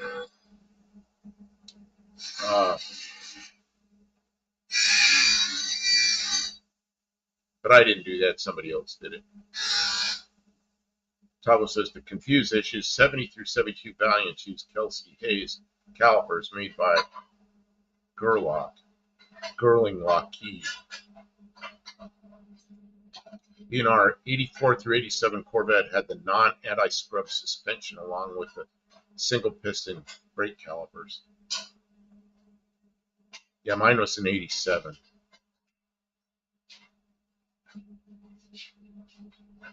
If you want, says I'd like the 4-piston set. Dean Stevenson, the Ferrado, what is that? Ferrado-based compounds the Aussies used were never much good. A lot of work had to go to making them work for U.S. driving conditions. Mexican specs says he is in med school, finishing his second year. He thinks he knows it all. He watches Dr. House and says he knows the answer way before anyone else on the show. That's bad. But on my 64, BNR 88 or 96 C4 Corvette had the dual piston calipers.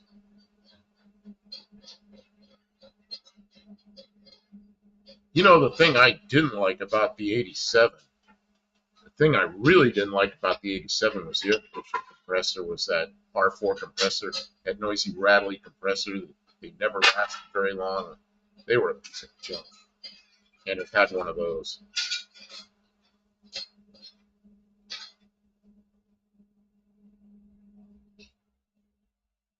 I don't know what House is. House cannot even say New York properly. That would get your son in trouble. Gerlach got taken over. BNR, mine is 87 C4 too. Did you BNR? Did you ever see the pictures of my 87? My black and white. It was black and white one. I've showed it a couple of times, probably 3 or 4 times on the on our live streams on Tuesday nights.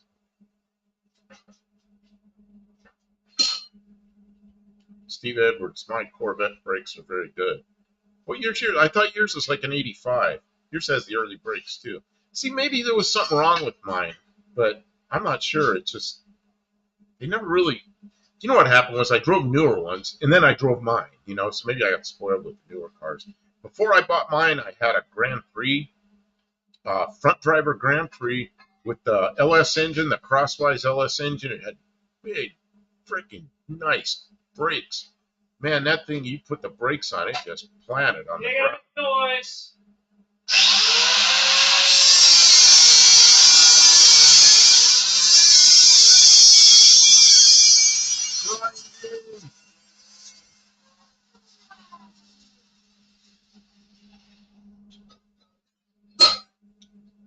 I figure Mrs. One-Eyed Cat says it's been a hard day for me today. We had a death in the family today. I'm so sorry. My furry Maine Coon baby had died. Oh, that's no. terrible. What a kitty. I'm so sorry.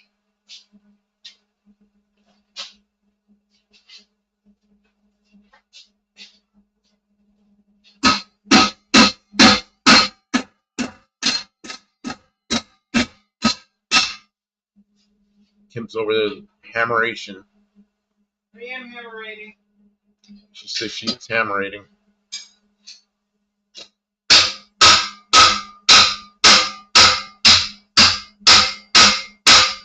It's what happens when you're fabricating things.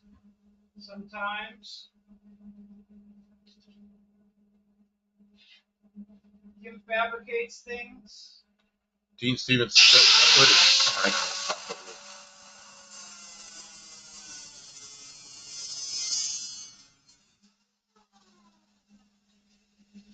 BNR, the Dean, the squeak, probably means they squeak a bit, thermal carbon brake pads, and grabby hot, no rubber compound in them.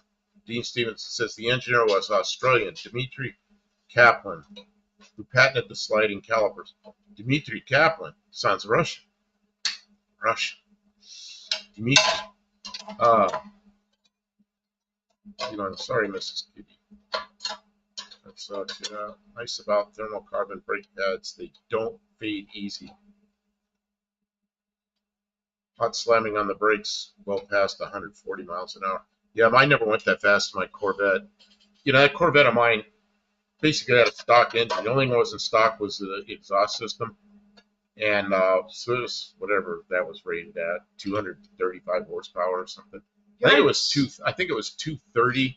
That's a lot of And they said with that exhaust system, it'd make it 5 more. So, okay, do 35. But that car would go about, I don't know, I had it up over 100 a few times. But, in Mexico, right? well, I was in Arizona. In Arizona, you go over 85, anything over 85 miles an hour in Arizona is a crime. It's not a speeding ticket. It's a misdemeanor. It's a crime. And so, you know, if you did that stuff, you did it once in a while. You made sure that nobody was around. And see, I was pretty careful there. And see, the speed limit in Arizona, most of the highways is 75. So 10 over, you're in criminal territory. That's bad, you know. And they're kind of shitty about it. So, Dean, the early C4 Corvette brake pads did come from down under Australia, I recall. Oh, Dean Stevenson says Ukrainian descent. Oh, okay. Yeah, a lot of Dimitri's there too. Okay, Kim, we are coming up on ads. She's over there welding on her intake manifold. You can see what she's doing. She's making and making and Buddy Carafone, an old boss wife had problem with headlights not going up. Oh, I had that problem so much I got sick of it, and I put those Oh, that's right. those headlights in not there. real headlights on it. Huh? Yeah, those things are great. You like them? Well, yeah, I didn't get stuck all the time. You know, like only one comes up. Okay, we got ads.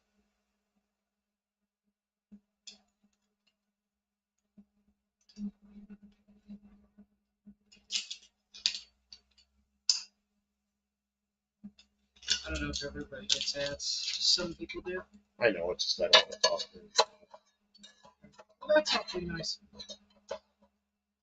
DNR Racing says, I think C4 Corvette's his first American 3,200-pound car with 20 gallons of gas filled up with high torque V8 overdrive transmission made it to tall highway gears. You know what? A friend of mine bought an 82 Corvette, which is the last of C3s, and it had that crossfire injection, and he'd get 28 miles a gallon. It had a huge gas tank, and he'd go, God, I don't know, like 500 miles between fill-ups. So I think they had a pretty big gas tank in the last couple of years of the C3 as well. See, C2s were electric, C3s were vacuum. You know, the problem with the C3s, they had those big plastic gears, and the gears had stripped. So then, you know, you could hear them working, but nothing happened. So I just got tired of that. So I just replaced them with a kit that put those projector headlights in them. They're really effective. And they had a really strong cutoff, so you didn't blind anybody. If you turned the high beams on, of course you could, but I mean, those were some bizarre headlights. Mexican Spec says, I have zero interest in Corvette with no covered headlights. I don't know. I mean, the covered headlights are cool, but if you drive at night a lot, you got these big spoilers sticking up in the air that are slowing the car down. I don't like that. And then, you know, I get tired of having to fix them. And I don't know. Yeah, I kind of miss them. Can't do that anymore, I guess. DNR, why they hit high speeds, top end C4. Well, there was a guy that I knew that had one. What's the race up there in northern Nevada they do? I can't think of the name of that race that they race on the roads. It's almost 100-mile long. Racing on roads. They time you through it. There's a guy out there who was going over 200 in a C4 Corvette and exploded a tire and had tremendous damage to the car from that. But he was able to get it stopped. Steve Edwards, Carhartts. I guess that's an ad. That's 2 points. Carhartt makes clothes. Dean Stevenson said Delco Marine had problems too. GM wanted to outsource because they like the Holden Statesman Caprice braking system. Chuck Jordan gave GM a good price on export. You know, those original kind of squared off. I don't know if they're original. kind of squared off Holden Statesman Caprice. I thought it was a pretty nice looking car for a big four-door car. Danny Boyd's brain is just outside of Dayton, Ohio. I-75 runs right through it. Mexican Spec says you should only have to fix them once if you use quality parts. What are you going to use? You know, use original GM parts. I don't know if you could get anything else, and then you couldn't get them anymore. So you got to use used GM parts, and the originals didn't work very well. I guess you could make new gears out of something. Yeah, hey, you're right. B&R. Silver State Classic. More hammering. Yeah, it's a Silver State Classic race. Do they still run that thing? Yeah, you get 2 points for remember that. Hey. Marine were used in racing applications, but rusted when not used and in slated roads. So the aluminum option was what Chevrolet ordered on C4s. Oh, salted roads. That makes more sense.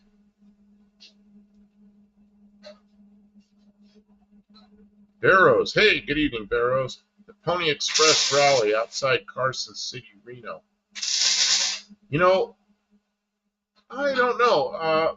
I know there were a couple of them in Nevada. The Silver State was the one I was thinking of.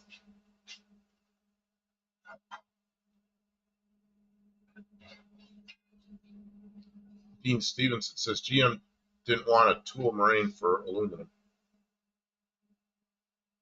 Buddy Carfano cranked knob by hand to get light to pop up too many times. You know, Buddy Carfano, you were right. And when I first read about that, I thought, okay, if I ever get stuck, I'll just crank it up. Well, of course, the first time I got stuck, again, in the rain, at night, kneeling in the mud with the hood, you know, that big backwards hood popped up, and it's a little tiny knob. I thought you turned it like 3 or 4 times. No, you turn it like 30 or 40 times. And by the time I got that thing cranked open, I had a blister on my thumb. I was not happy. And then I drove, and they're open, and I'm running low on gas. I pull into a gas station, not thinking. I turned the headlights off, and clunk, they closed. It's like, oh, no.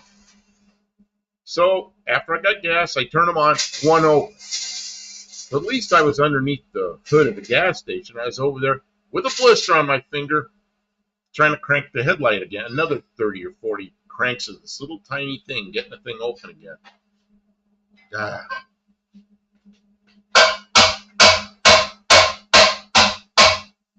Yeah. BNR says, yes, flip up headlights on the C4 Corvettes has its quirks. If any, I don't know, I'm sure some of you have seen the pictures of the front of my Corvette, and I replaced it with a kit that I thought was a pretty cool kit. And it put the kind of flush-looking projector lights in there, and they work great. And I did like them. BNR, yes, Silver State Classic race is still going on. Well, that's pretty good. I'm glad to hear that. Next spec, I would love to have a 68 C3 or maybe a 69 model. Yeah, I like the 68 through 72 C3s, but I'd say, yeah, 68 is probably my favorite. And 67, Danny Boyd, yeah, I mean, I like the C3s too. The C3s, I mean, the C2s, the first year with the split window, of course, I liked it, but the 67 was the best one because it had four-wheel disc brakes, and, you know, you get the 427, and yeah, that's pretty good stuff. Dean Stevenson says, yeah, the WB Caprice is perfect. Not to everyone's taste, but dynamically excellent. See, I've never driven one. I've seen them in pictures. I've maybe seen videos, but it's just a great-looking car, you know. I guess someday I'm going to have to get on an airplane again, which I don't want to do.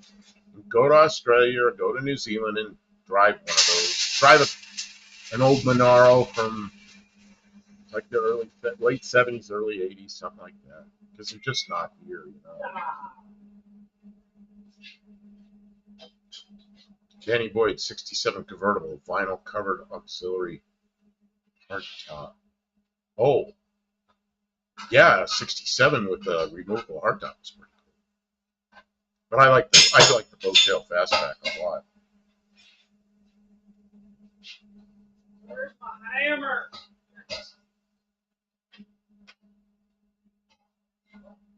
Next spec Corvette. Next spec Corvette does stuff at high speeds. Few traditional muscle cars can do high speeds. Only the Trans Am with highway vehicles. 400, 455. Hey, has anybody driven like a 89? Or that's wrong. 79. Well, any of the Gen 2 Trans Ams. Has anybody driven one really fast, like 150 miles an hour? I'm just wondering what they're like. I've driven them, but never really fast. I mean, probably never driven one even 100 miles an hour. I've driven them like customer's car. When you go out, drive it, make sure everything's working right. But I'm not going to take a customer's car and blast down the highway at 140 or something.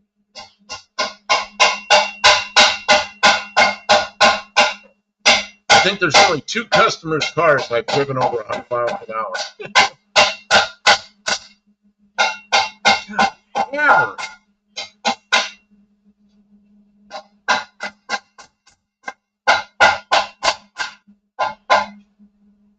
The 2 customer cars I've driven over 100 was a what do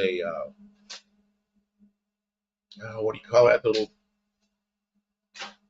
Sunbeam Tiger? I guess they didn't have the Sunbeam name anymore. It's a Tiger with a 260 Ford in it, and I went over 100 miles an hour in that, but I had the owner of the car with me, and he's going, get on it, get on it, get on it. And then De Tomaso Mangusta, which I probably went 130 in it, same thing. Customer owned the car, and he's going, get with it, get with it. Then I let off the gas, and it does not slow down. We're just, whoo. He goes, you're going to have to put the brakes on. Going this fast? You know, I'm like easing on the brakes. So I think that's the only 2 times I ever went that fast in a customer's car. And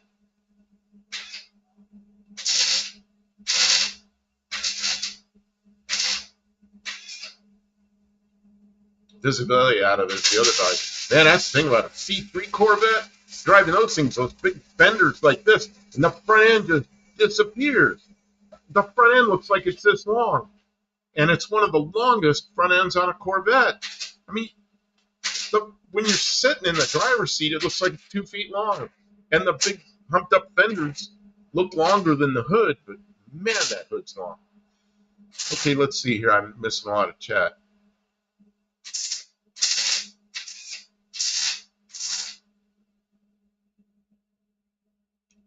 See here, a Holden GTS 4-door sedan, HC from 1979 with radial tuned suspension, 308 turbo hydro 400 is a great car. Dean Stevenson says, if you want, that's never impressed me until the last 3 editions. B&R says, yes, I assume you mean the Trans Am. I'm wondering how that Trans Am, Jesus, big noises. What's it like at high speed? Does it feel like it lifts? Or does it start feeling like funny, like it's not steady at that speed? Danny Boyd, I've driven 2nd gen and 3rd gen Camaros, but never a Firebird.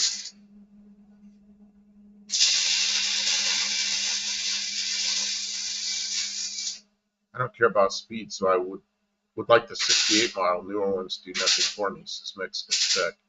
You know, the newer ones, you get a newer Corvette, they're a luxury car that's a sports car. But they're not they're like a lot of new cars. They're nice to drive, but a lot of fluff, you know. Tawo says, only 3 cars I've driven over 100 miles an hour. Danny Boyd, I drove my 68 Cougar over 100. Danny Boyd, I've driven 3 or 4 Fox body Mustangs over 100. BNR, 2nd generation Trans Am actually handles better than any C1, 2, or 3 Corvette, but C4 corner starter. Man, a C4, I have piled into corners with my C4 and really get confident, and then one day the back end breaks loose, and when it does, it's like turn into it, and it's not enough. So curb stopping, you know, trying to get out of it. And once I broke my 64, my C4 loose, it was like, no, I never want to do that again. How about my 70 Valiant, Pacer, my Neon, and Transit van? They've all been over 100. I think that's what you mean.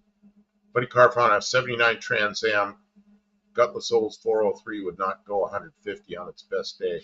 Yeah, I was just wondering how they feel, because the fastest cars I've driven on the street were probably a 07 or 08, whichever it was. I think it was an 07 Grand Prix with that sideways Chevy LS engine. And I had one of those, not 150, but close to it. And it was like real wandery, and all I wanted to slowly get out of it because it felt like I was going to lose control of it. And there's a couple other cars I've had up that fast. But is he keeping you guys entertained? But it's are you having a good time? That new Grand Prix was pretty bad. Everybody went to bed. Oh, jeez. She thinks I'm running everybody. You weren't entertaining enough. I should have been dancing Mexican more. Fed says I drove. Hey, BNR. I didn't say hello. It's your grinding that's they're leaving. Oh, I ground too much. I'm so sorry, everyone. I didn't mean to make you all give up on us. Stevenson. They're never coming back. There's no unsubscribe. Like a plane. Okay, I'm. It's going kind of fast, and I'm not keeping up. Veros Flux Core Tip. Go to Air Gas Norco and ask them for a can of spray nozzle snot. Spray it on. The slag BBs will fall off without sticking. Saves a lot of. I have some of that stuff here somewhere, except it doesn't say snot on the can. I also have little clampy things that you put some juice on, and you put them on the wire, and the wire, like it wipes the wire off as it goes through. I don't know where those are. They're probably in a drawer. I might have taken a 05 GT over 100. Danny Boyd. Steve Edwards. I took my 78 Firebird up to 110 miles an hour when I stopped. The motor piled over. And you probably don't have enough radiator or something.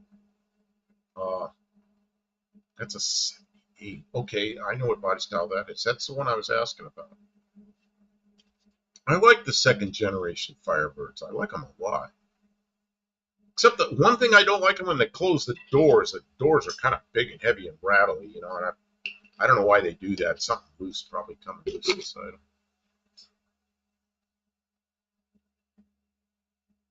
Oh man, second gen Trans Am. Have to be careful on dirty roads. A lot of torque, solid rear axle can get sideways. 100. Yeah, I don't think I'd do that on dirt road. And it's not that I'm going to go that fast probably ever again on anything unless I'm on a racetrack somewhere. But I'm just curious, you know, because I've done that kind of stuff before.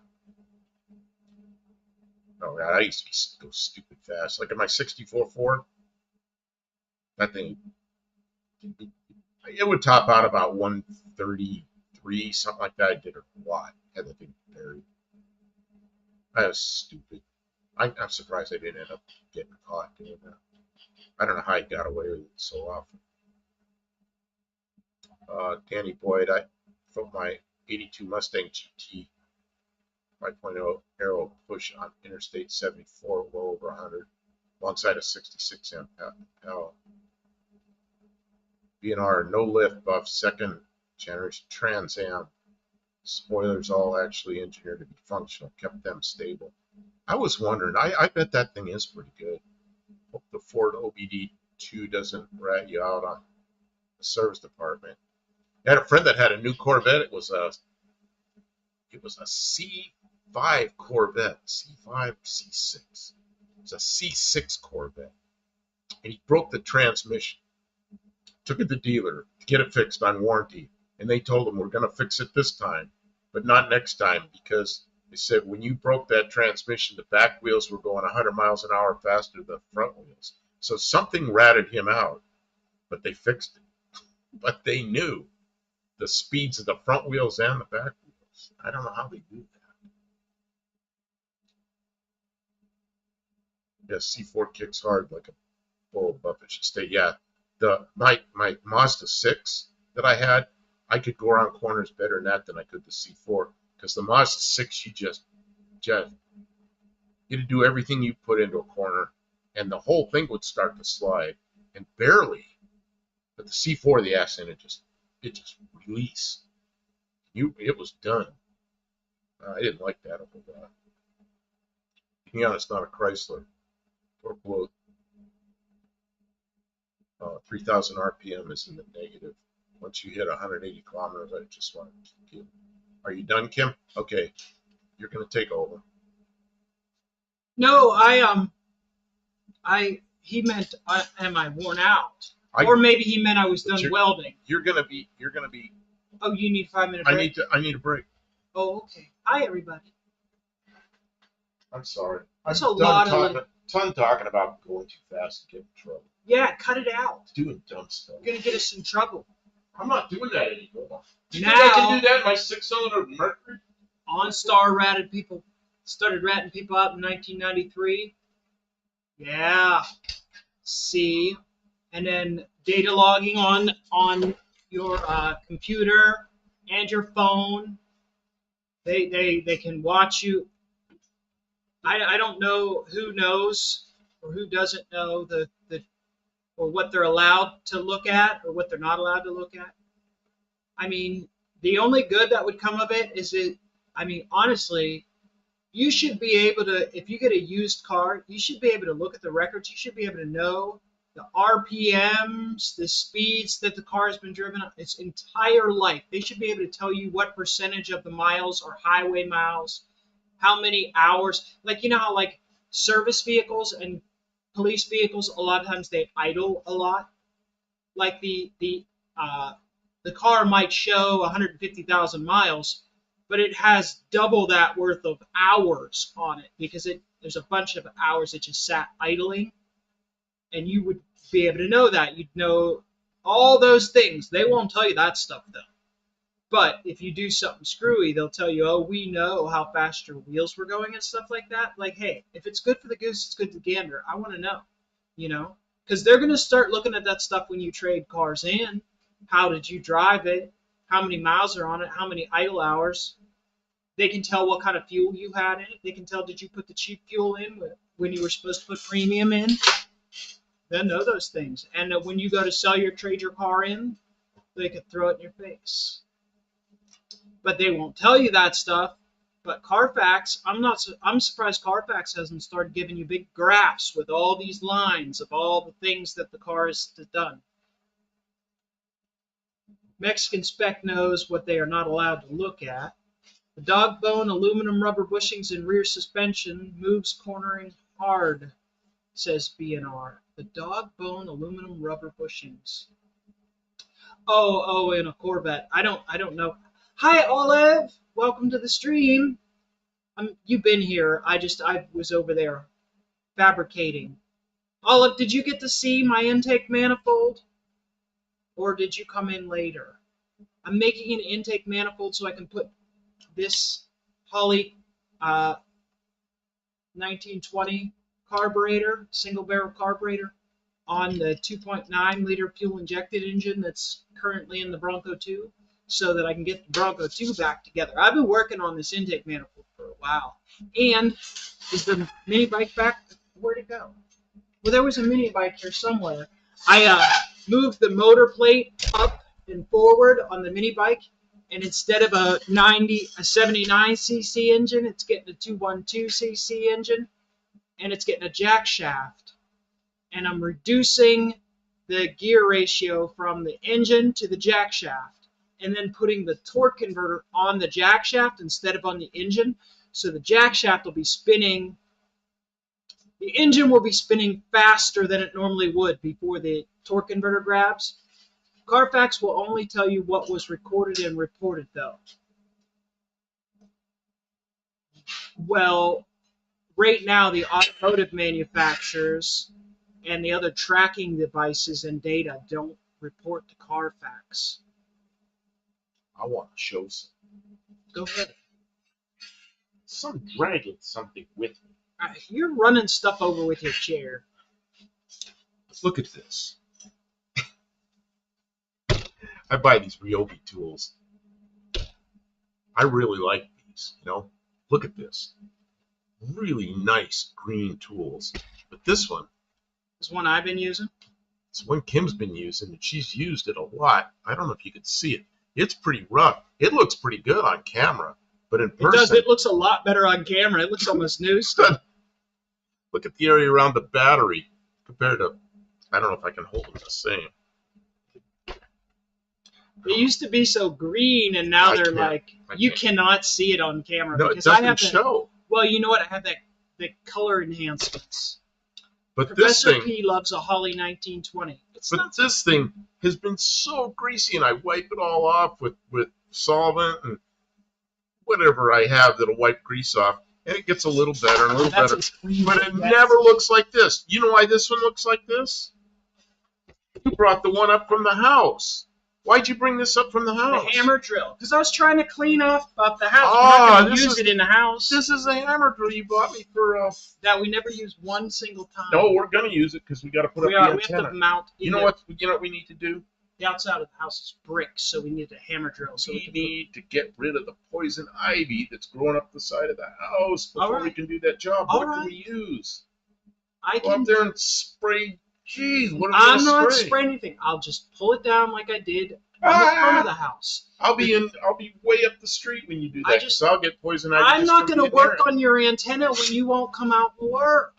No, but I'm I not can't- going to do it I while you're in bed. I've cannot got other be- things to do. I cannot be near that poison That's ivy. fine. If you come out here, Well, I'll And drill you- the hole. I'll drill the hole from inside the house to outside. look, no, that's not what I'm saying. And I'm gonna I'm have to be out saying- there assemble it. Is some morning, some night before we go to bed, we'll plan, and then in the morning we'll get up. We'll both get up, get ready to work, and then you can come out here and work on the shop and I'll work on that.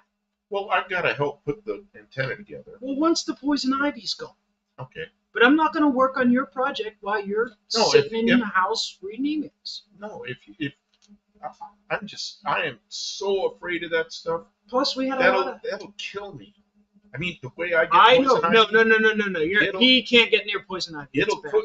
The last time I had it, no, 2 times ago, the doctor says I'm thinking about admitting you to the hospital. It was that bad. Davo doesn't like the Holly 1920. Man, So I just cannot be near that stuff. the reason for the Holly 1920 is that big scoop to get the carburetor out of the way so it doesn't come through the hood to keep it down beside the motor.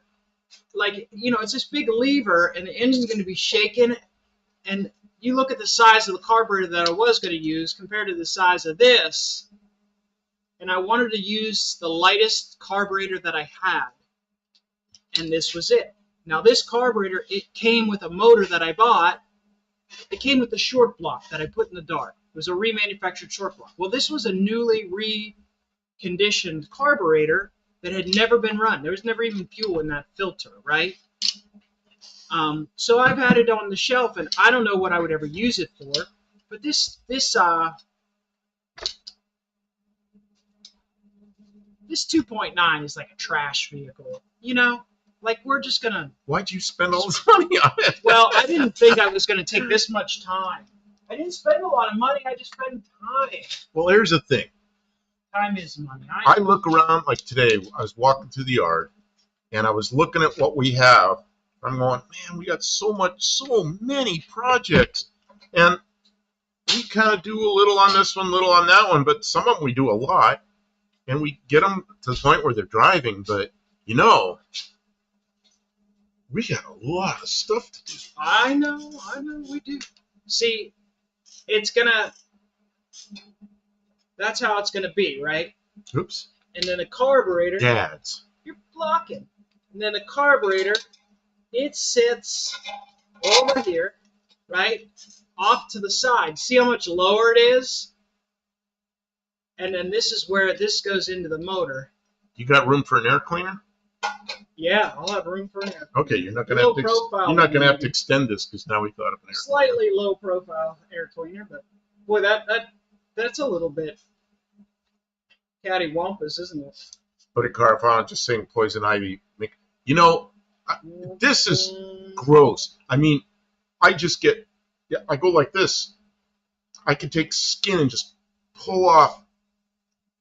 Looks like wet toilet paper. Just Okay, that's gross. itches beyond what it is. It is it is hospitalization time. It's Yeah. horrible. Hospitalization. Yeah, I'm drinking too much. I don't drink much. I So spill most of it. there's how the whole thing works. It's a big old conglomeration of stuff. I still have one fabrication of. There's a hole right there underneath that I have to fill up. It's getting close. It's getting close. We've been working on it all day. We still have to make you a short for tomorrow, don't we? And I have to do several shorts. I'm going to do several shorts. Tonight? And then, yeah, why not? I don't know when we're done here. I mean, how are you feeling? You probably I've been get working tired. all day. I fell asleep before the stream because I didn't think we were streaming because I asked you about it and you didn't make up your mind. So I went to sleep. I probably would have slept the night if you hadn't woke me up to stream. Well, so you got rejuvenated a little. Yeah. What is this stray bullet saying? Kim is going to blow the welds on that intake manifold. Do you think? I think it'll I don't be know. okay. I don't think it's gonna. What towel say here? I don't know. I don't think it's gonna. Oh, he's saying Ryobi is too expensive for him. You know what happened with me with Ryobi? I was making good money, so I started buying Ryobi stuff. But once I have a bunch of chargers and batteries, just buying the tool without another battery or charger, it's not Do too you think I should bad. cut that weld and bend that up so it's straight again? We're about ready to have ads, so I'll talk to you about this while we're doing ads. Then what up? See, look how.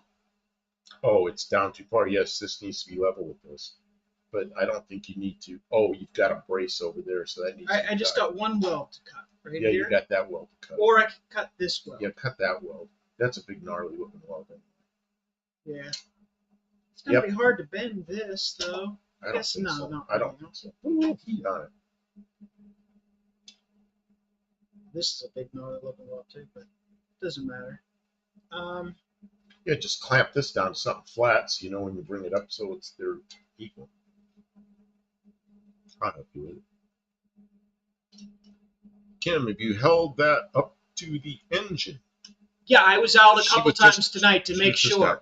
It fits lovely. This is the valve. This right here has to come over so that the valve cover can come off. The valve, see where my hand is right here? That's where the valve cover would be. So it goes up over the valve cover, comes down. I reused the aluminum parts of the original intake. I still have to put some caulking on it. The spacing's perfect. You can put the bolts go in and everything. It's all been fitted and fitted again. Arrows are going to heat the intake. Like run like a coolant through it. Not initially. I'll see how it works. Well, I mean, it's a yard toy, so like. It's a yard. It's a foil drive yard toy. We'll see what happens. I like, yes, it would probably run better all season if it had intake heat, but I think there'll be enough, heat on the back of the valves to make it run. It'll run. Could be wrong. I think it's bent wrong. Ports. Did you see the ports? These are good. Well, yeah, I just had them fitted out there. They're she perfect. bolted it to the engine. They're exactly how they're supposed to be. Looks like you get 3 carburetors on the manifold. Yeah, if we just had 3 carburetors. Well, 3 and carburetors. Then you got to make all the stuff work. 3 carburetors costs 3 times as much, and you have to get 3 carburetors that are the right CFM, and you have to synchronize them. And I think, yeah, that might have been okay. I spent a lot more time working on this than I thought. I thought I could do this a lot faster than I did. Your ports are on the side of the block. It's a V6. They're right on the top between the. The ports are on the top. This is how it goes, like this. It's a 60-degree V6. It's a Ford uh, cologne engine. You know, like in a This Mercury this is Capri or. this is your front view. This is your top view. Just got to fix that angle, which is just Yeah, that angles a little bit. cut one weld and adjust. I got a weld back here. I'm gonna cut that. You can do that now. Noise. Yeah. She's gonna go cut on it now. I don't have to. You know what? I'm gonna set it down. I'm gonna be done for tonight. Guys, I'm gonna be done with this for tonight. No. I've been tinkering with this all day. Did you? I know you started to show the mini bike. Did you show what you 6 actually intake did? ports go up, not off the side of the head. There's a lower intake and an upper intake. So I left the original lower intake, and the lower intake brings the ports into a shape like this, and this. So there's a lower piece that is already on the engine.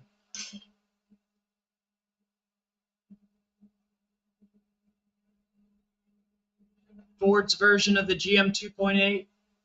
Yeah, they had a 2.8 Cologne, and then they went to the 2.9. And They had a 2.6. They had a 2.6 early Capri, and then 2.8 that everybody knows because it was around forever, and then 2.9, and what 4.0. Looking at you. The 4.0. 2.6 on the early Capri, the early little German Capri. Then 2.8 that was used on. What was it used on? Mustang 2s or something?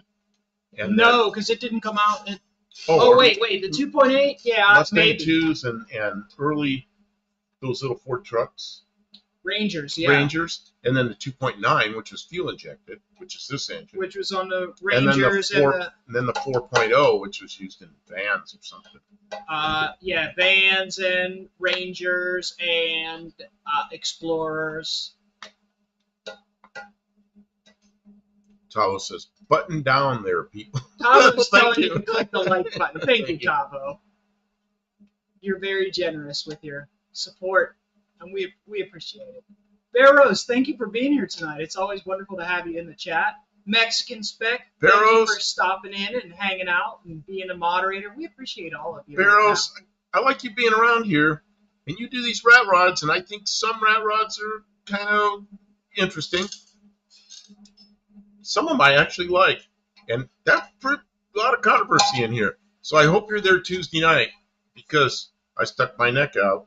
Rat rods, and I put rat rods and ramblers. I already got emails with pictures of rat rods and ramblers, so I think that's pretty cool. What would be really cool is a rat rod that is a rambler. But anyway, I like both those cars, so we'll see how that goes Tuesday night. Hope you're there. Olive mentioned that it looks really narrow. Well, I didn't want to get too big with it because I didn't want the velocity, because it's got to suck up through here, right? So I wanted to keep this channel. I mean, there's actually a lot of CFM worth of. That's a pretty big box still. If you consider that's huge. If you consider the cross section, if I make that any bigger, what will happen is you'll get no velocity and you'll lose. I think it'll be interesting.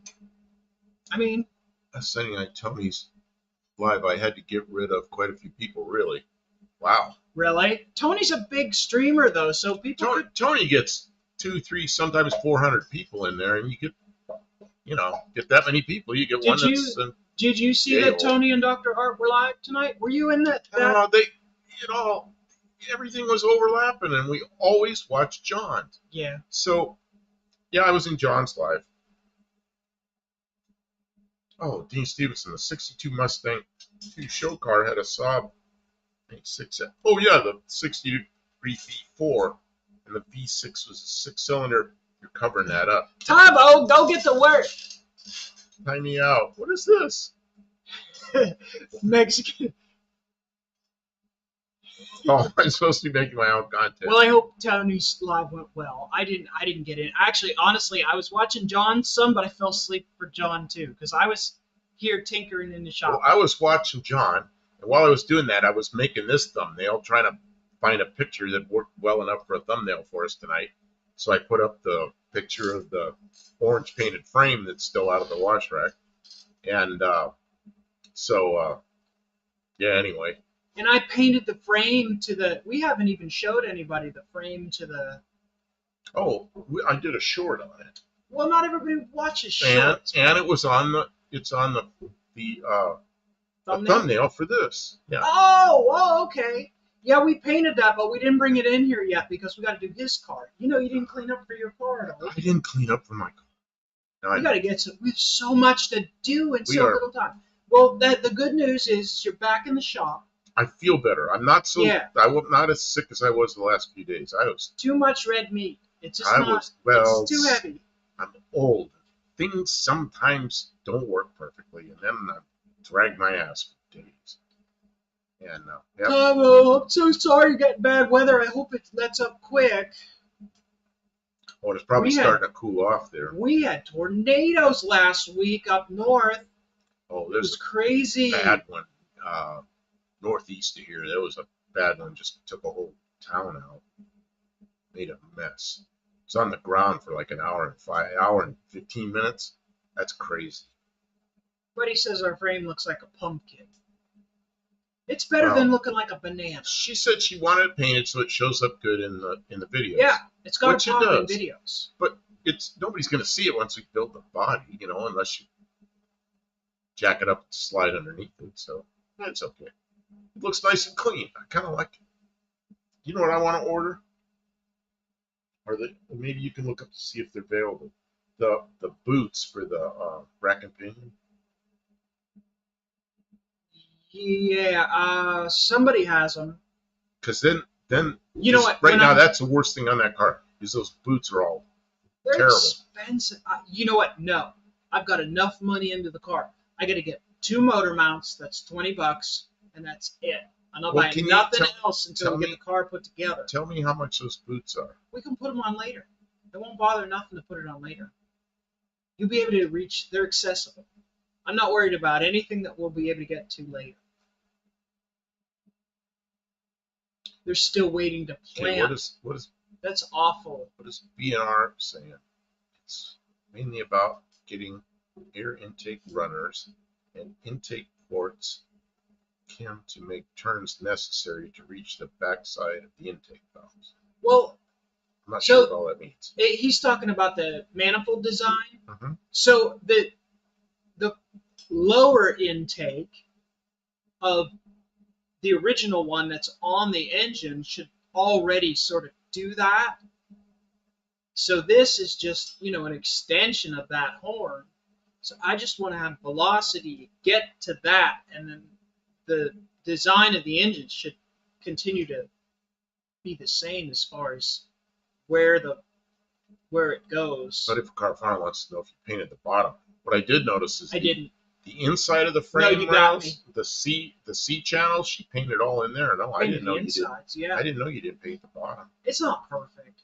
Make it out of plexiglass. Make what out of plexiglass? The car? Plexiglass.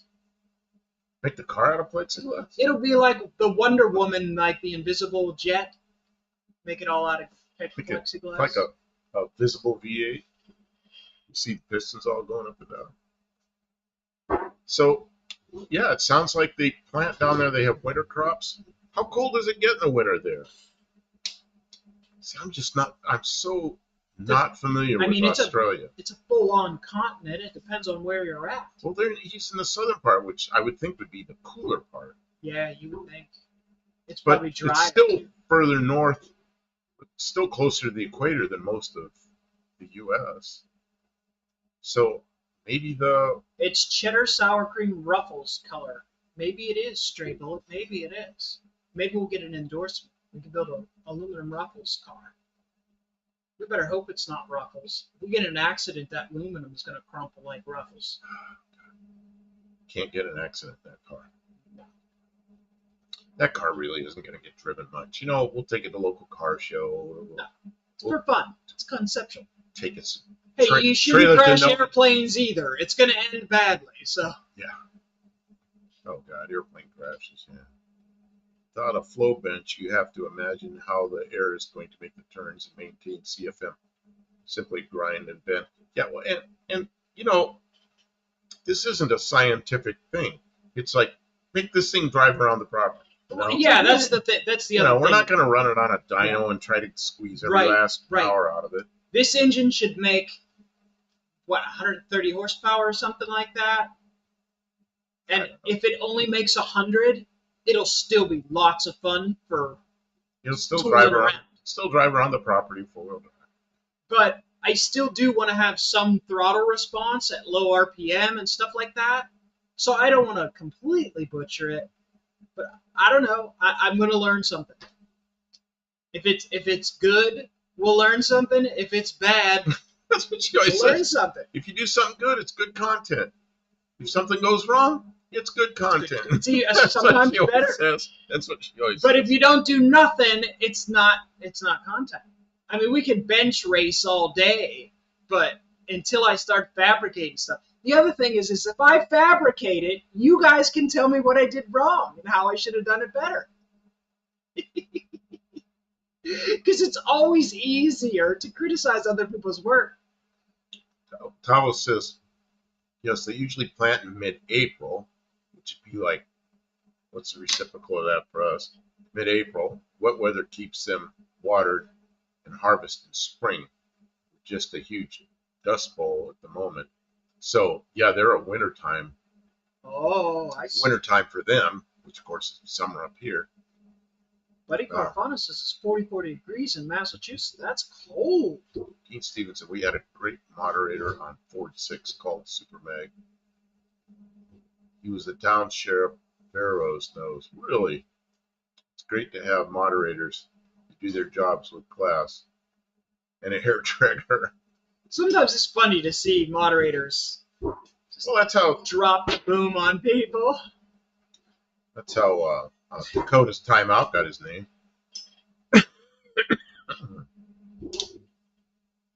Oh, do icebergs make it to southern Australia?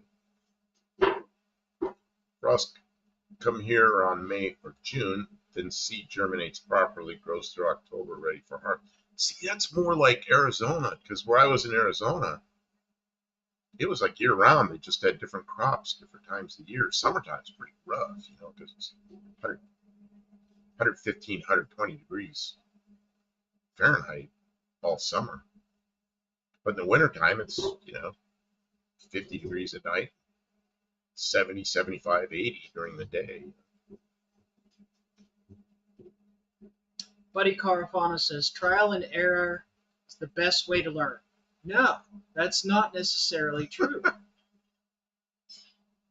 Listening and watching and reading and studying people who already know how to do it really well is probably the best way to learn. But in lieu of that, trial and error is a good alternative. But the thing about this is nobody makes an intake like this for this vehicle, because if you were gonna nobody swaps this into nobody does this for these vehicles.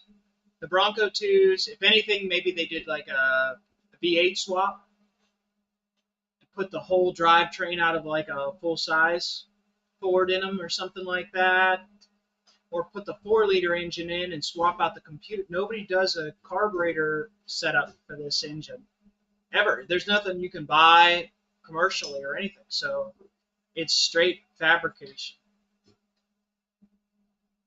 2 Stromberg CD 150s from the Spitfire side mounters on a 2.9, but I'm live and have to go kind of guy and living.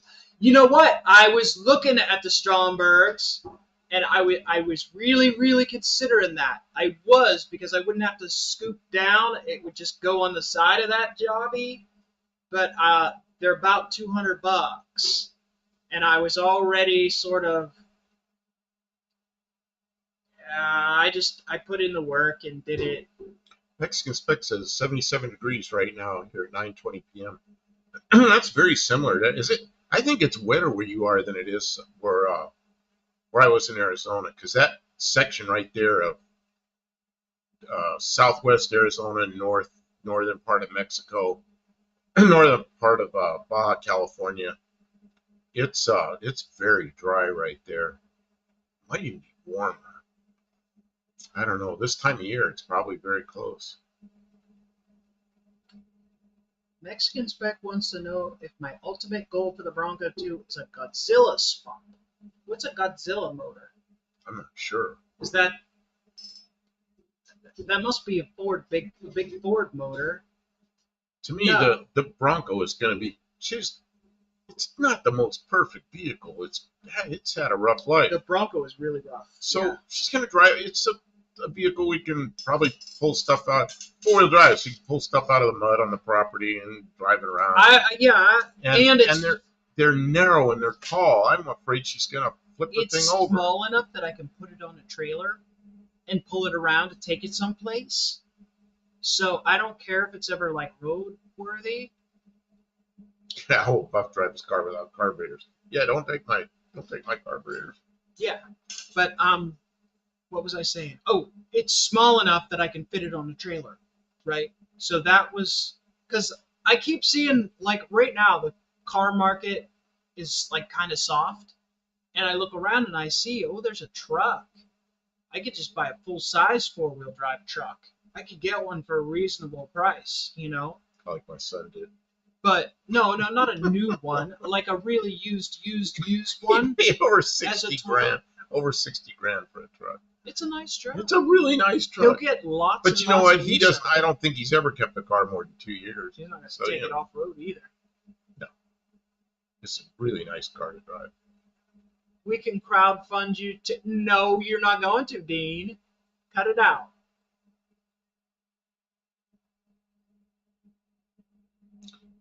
Talo says sub 32 Fahrenheit is very rare here. Some parts of the East Coast can see -5 C, which is 23 degrees Fahrenheit on odd occasion. Yeah, so it very rarely freezes. That's probably pretty nice. Pretty nice winter there, sounds like it. Dean says that the 7.3 liter is the most awesome small block ever. 7.3 liter. Wow, that is. I've heard people talk of it, but not like in any depth. No, I'm never doing that with this. The thing of it is if I do that, 7.3. I mean, I don't have anything. I need a whole vehicle for that to go in. This Bronco, you can't put a 7.3 liter. The transmission won't take it, so you put the transfer case won't take it, and the drive shafts won't take it, and then the axles won't take it. And it's like, well, that's the whole point of this. It's a light duty, but it's got a working transmission, a working gear. What's the thing after the transmission? Transfer case is good. The axles are there. The front and rear drive shafts almost are there. said that. Do I get points? I didn't say it. No, I beat you to it. You don't get points. But that vehicle came from the factory with the D7 axles, which are 410 gearing. So, and it's got a 4-wheel low setting on the transfer case. So you put it in 4 low with 410 gears, and it's going to be like a crawler. It'll be awesome. But if you put a bigger motor in, you're just going to break all that. So I just want to have fun with it with the sock. It should. From what I understand, if you can get a motor in one of those, because the motor is like the weakest link in those, the little Cologne motors were not super durable. I used to have the 2.8s. Oh, that's what they were in, Pintos. The 2.8s and Pintos, and those are just rock solid back in the day. But of course, I never got them hot, and I think that's what did them in, is when they get hot. Oh yeah. And I had a radiator shop, so I always had the nice, best radiator you could have, and they were relatively new. And I ran them at thermostat temperature. And they were relatively new. I'm being too literal. I'm sorry. You're right. I am being too literal. I am being too literal. You are fun, Mexican Spec, and I know. I know about the Bronco too. We drove one from Texas to Vegas. I don't recommend that. Yeah, no long trips in the Bronco too. But I would really like to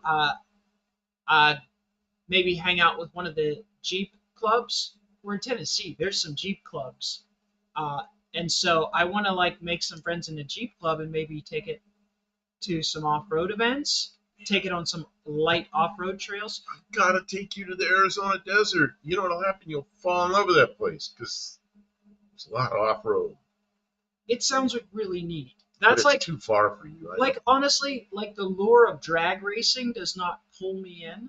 Like it's like, yeah, you can go fast if you have a lot of.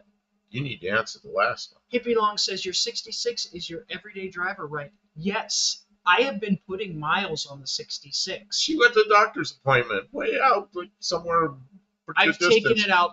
And then she went somewhere at night in it. And I went, take it you out went at out night. at night in that thing? I take it out in the rain, although when it was raining really bad the other day, I didn't take it. But I do take it out in the rain, and I had it out in afternoon traffic the other day, and I felt reasonably comfortable. Like, I'm not afraid to take it out and go places with it. I would take it on the highway, although I haven't had any reason to go anywhere on the highway. But I would take it on the highway. It runs fantastic. The transmission shifts nice and firm and confidently and reliably and repeatably. Like everything is going really well with it. It restarts lovely. Once it's been started once in a day, it just restarts right away with a flick of the key. The alternator is actually sort of reviving itself. It's reviving itself. Yeah, it's doing better. It goes. We need to start cycling some alternators through your car so they revive themselves. You could sell them. And I'm starting to like fine tune things. Like one of the rear drums is a little warped, and like I can hear it in traffic going whoop, whoop, whoop. Each time it goes around, it squeaks. And if you're going down a hill real slow, like in traffic down a hill, it goes. You could feel it surge, like it stops and then it goes, and it stops and it goes. So, like, I'm down to little things like that. Tom says, "What are you putting the Hemi 6 into? I plan to mail one over to you one day." Yeah, just stick a Hemi 6, lick a stamp, stick it on there, write my address on it, throw it in the mailbox, see what happens. I don't know. I guess the brushes are I don't know. I mean, as good as that sounds, the first time I need a part for it, I'm going to be. You know what? We've got if we have the block in the head, I think we can get parts for that. We have a really good slant 6 in your dart.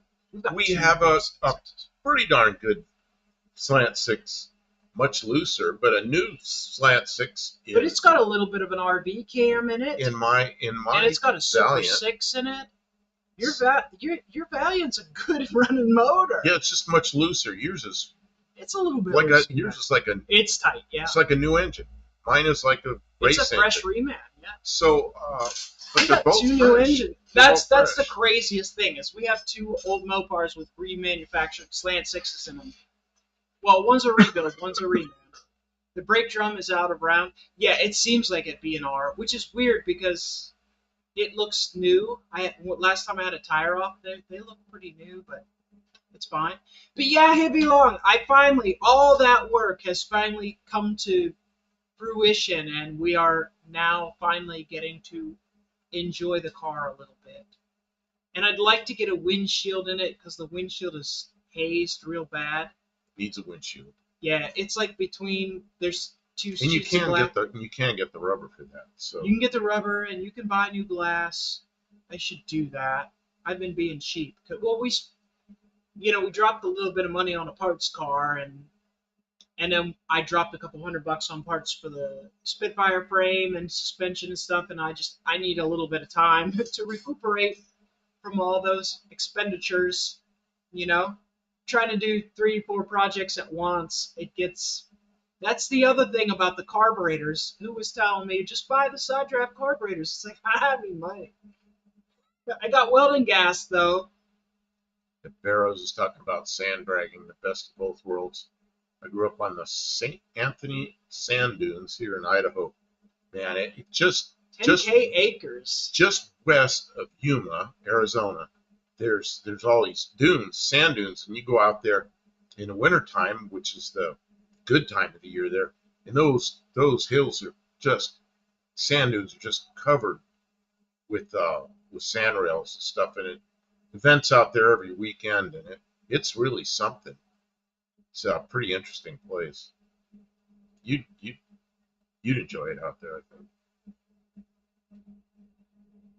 Dean Stevens is talking about all these big blocks and small blocks. And he's telling us about an overhead valve conversion of the Boss 6.2 with single overhead cam per bank of the truck engine. That's the one that's a bit delaminating looking. What's Olive talking The about? windshield. Oh, the windshield. Oh, It's real foggy you know what around happened? the They start corners. fogging around the corners, and hers is. And The it's fog is between the creeping. glass. The fog's creeping in too. Yeah, and it's not so like you kind of get used to it, but it's awful. Well, you know what happens when you're in that car at night, and there's somebody coming the other way. That fog doesn't help you. Or if the sun's low and you're going toward like low sun, it's pretty miserable to look through. I mean, you know, put a new window in that. That car would be really Where did nice. Danny Boyd go? He'll defend Ford. He likes those 300 cubic inch sixes. No, straight bullets defending Ford. Let's see. Next suspect, Kibble burned to a crisp out in the Arizona desert. It depends on what time of year we're out there. When they're doing all the sandrail stuff, it's winter time, so it's 70, 75 degrees. You know, it's actually pretty nice out there. The summertime, yeah, she'd die out there. It's With my pale skin, I need the SPF 250. I love the desert. Just I love being spray out there. paint my skin black to protect me. Even the summertime, I thought I'd made it in life. I was out there and flight testing in the desert. I mean, what could be better? But there were people from the east and from the Midwest that had come out there, and they'd last about 2 or 3 days, and all they wanted to do was go home. Papa says we don't have that delaminating issue because the cars down here of that era were built with tempered safety glass, not laminated. The side windows are tempered, but the windshields are laminated. But I mean, the car's pretty old. Like it's like I'm, you know, it's acceptable. Yeah, and it's available. That's the really good thing is the glass is available. And I know Tavo's here, so I can talk to him. And it's not even that terribly expensive. But when I went to get the glass, they were like, "Oh, that's a gasket, not a regular install, and we don't do the gasket installs. You have to call this person." So I didn't call that person right away because I was busy with other things. And then now we just drop the money on the parts car and stuff like that. So I just been being cheap for a couple days, but next month I can get it if I want. If I'm still driving the car next month, I'll get a windshield. Or we'll do other stuff. If you're still driving the car. You know what else is I was getting really money, like the wallet was puckering because the AC unit was out, and I thought we were going to have to pay somebody to come and fix the air conditioning. Yeah, but you fixed it. I know, so I feel a little bit like, oh, okay, maybe I'm not so worried. What was out? There was something else that I was really worried we were going to have somebody come in and service. I don't know. It was a whole lot of stuff came all at once, and I was starting to feel really stressed. And you guys are so generous. You guys have made so many donations in the last couple months. We really appreciate it. It helps. Viva Aerobus airline. The one I use. Really? That's good. You're using services of somebody that's advertising. Yeah. Cool. Thank you, Viva Aerobus. That's 2 points. Yeah. For the support. She's going to start. And for taking care of our moderator Mexican Spec with your fine service. Kim says she's going to start having things available for spend your points on. Yes. Oldsmobile minivan had a large windshield. Are you talking about the minivan that was called the Silhouette? The Silhouette, the Chevy, what was that thing called? Can't remember what the Chevy was called. And the Pontiac Transport. I had a Transport. Yeah, you needed something on a 6-foot mop handle to wash the inside of the windshield. Tommy Hamlin. Hey, Tommy. Welcome to the stream. 5. Giant bore spacing on those. Dean's telling us about giant bore spacing. He's talking about all the big blocks and small blocks and what the difference in the bore spacing was and all that. And that GM and Chrysler invented the term schooled. big blocks and small blocks. But I always call the small block Ford. like a 221, 260, 289. Ah, Buddy Carafano, you're right. The Lumina APV. The Lumina APV Oh my God, that big that looks like a dustbuster. The Pontiac, dustbuster. Pontiac, I just said it a minute ago. That's Transport, and then trans what? Transport. no, it wasn't a transport. It's a trans. Yeah, it was a trans. Wasn't it trans something?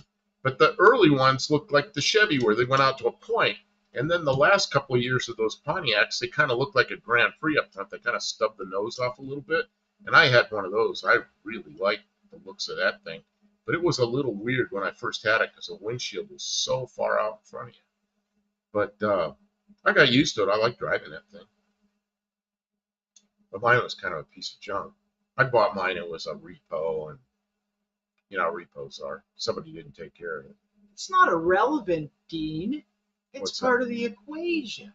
What's that? Deck height. What? Dean says deck height is irrelevant. Oh, but it's part of the equation. well, not really, because I don't know. Like the small block Fords were the 221, 260, 289, 302, and then they made the 351s and all this stuff. Yeah. Olive's going to get one of those dustbuster vans and paint it to look like a Star Trek shuttle. Oh, it would. You could do that. You'd probably pretty easily make it convincing.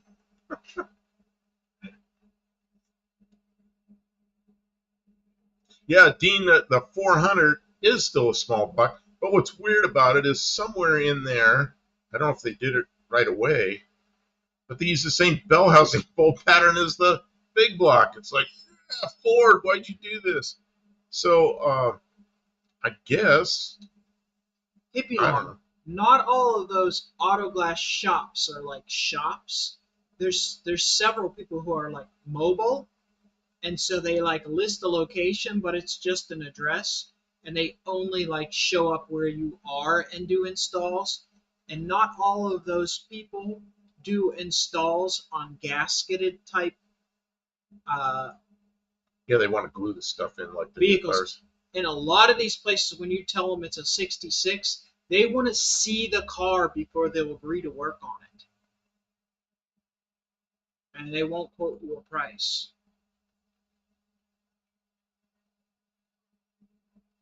Buff, did your transport have the air compressor in the back? No. Why would they? I don't even know about that. An air compressor in the back. No, my transport it was a 95. I think it was 95. Might Air have been the last year. compressor or air conditioning? Pontiac. It was. I bought it on eBay, and I bought a lot of cars on eBay and sold cars on eBay, so I wasn't really afraid. When I got there, the side window was stuck; it wouldn't go up and down. It was pouring rain, so the window was open. That was bad. They didn't list in there that the back seats were missing, and I really needed a van with seats in it. And then they took me 2 months to get me the title. And then when I look, it was terrible. It was a used car lot that was owned by eBay, and they had so much bad feedback, but I didn't notice that because I knew it was an eBay owned company. So I didn't expect like hundreds of bad feedbacks. So when I got it, it was a rough day. Driving it in the rain, going home, windows stuck open, and then the missing seats, and there were other problems. So the leaking power steering fluid like crazy, and it was a repo. I knew that, so I was, I guess what do you expect? And then 2 months, I was in Ohio, and in Ohio you're required to have a title within 30 days from a dealer. I was 2 months into it with no title, so I was at a point where I couldn't drive it anymore because I couldn't get it registered, and I was getting pretty angry with them. So eventually I did get a title, but I couldn't believe that a, a dealership. There's a mouse running across that toolbox. There he is. There he is. I wonder if I can get a video of him. Did he go in the handle? He's in the handle. Yes, he is. Hanging out in the hand. He's living in the toolbox. You could put a piece of tape over that hand. I could, and they'd be trapped in there. So anyway, I couldn't believe a dealership that was owned by eBay. Hickory dickory dock, folks. The mouse just ran up the Craftsman toolbox. So what are we going to do about that? He went in the handle. I'm not Did gonna he do it. disappear up in there? It must. Is there an Must- opening in there? There must be. Yeah, he went into a drawer. So that's how they get in the drawers. That's how they get in there. Yeah. Turn that off. You're flashing. Flashing everybody. That was loud. We just watched the mouse go up in it. He was like, "I gotta go home. I don't care if they're out there." I can't believe he climbed up the side of the toolbox. Isn't that slippery? Time to get a shop cat. Yeah. No, mice got. Okay, Dean. So back in the day? I understand, Dean, what you're saying about the deck height doesn't determine the block size. Back in the day, It's the I floor space. I had Y get it. blocks. I'm sure you know what a Y block is. And then after the Y block, they came out with what is now the FE engine, which we called a big block because that was the only big block Ford there was. And then they came out with a small block, which is a 221, 260, 289, 302. You know that engine. So that original FE engine, we always called it a big block until the 429 came out. So what is the FE, the 390, 428? Is that a big block? I think. I don't know. Now it's an FE. You see it's in the big block B engines and small block L engines were all around 1958 model year. Oh, that's the Chrysler stuff. So was the small block Chevy and big block Chevy 1958 model start. See, but then what was a 348 and a 409? Was that a big block? Yeah, I know what a rat motor is. A rat motor is like 396, 427, 454, all those. Straight below. Ford didn't have a big block back then, just the wide block. Dean Stevenson says 331, 354, 392 Hemi were therefore big blocks. There's also an A, later L, and B. You know, our big blocks, so to speak, are known for high torque off-light. Straight bullet. It's a big block, Buff. Dean is being all technical tonight. Dean's always all technical. Don't get him talking about nuclear fission and stuff. We'll be going then. We'll be talking about all kinds of isotopes. Well, Dean's full of a lot of information, but sometimes it's hard to read all that in the chat. He's full of something.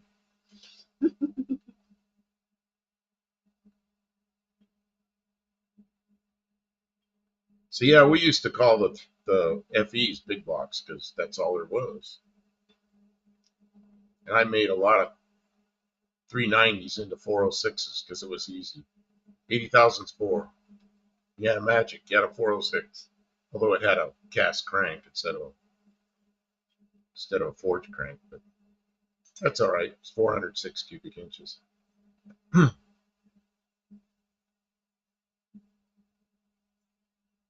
What you looking at, Kim?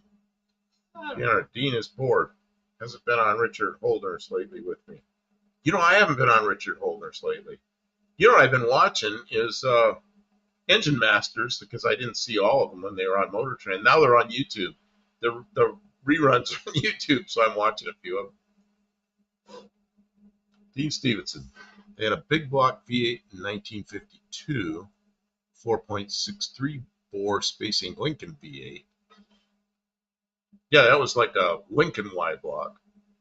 4.38 small block Y block, just not called small block and big block. Yeah, I remember those two engines. They were both Y blocks, but they were different Y blocks.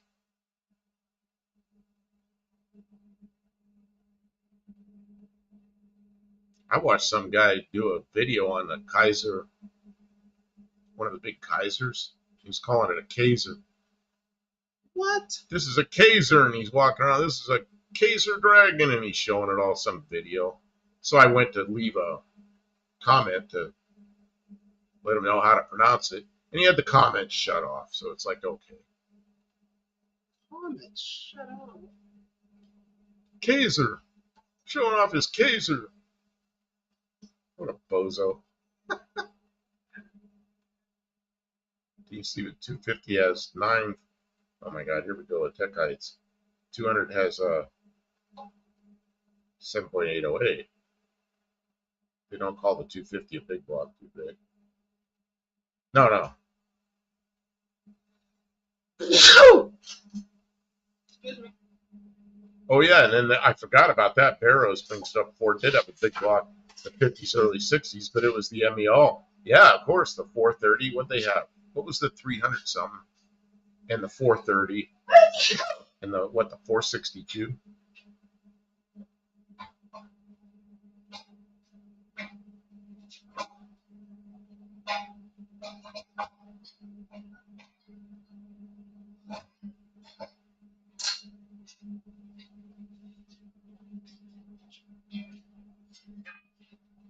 Kim's going back.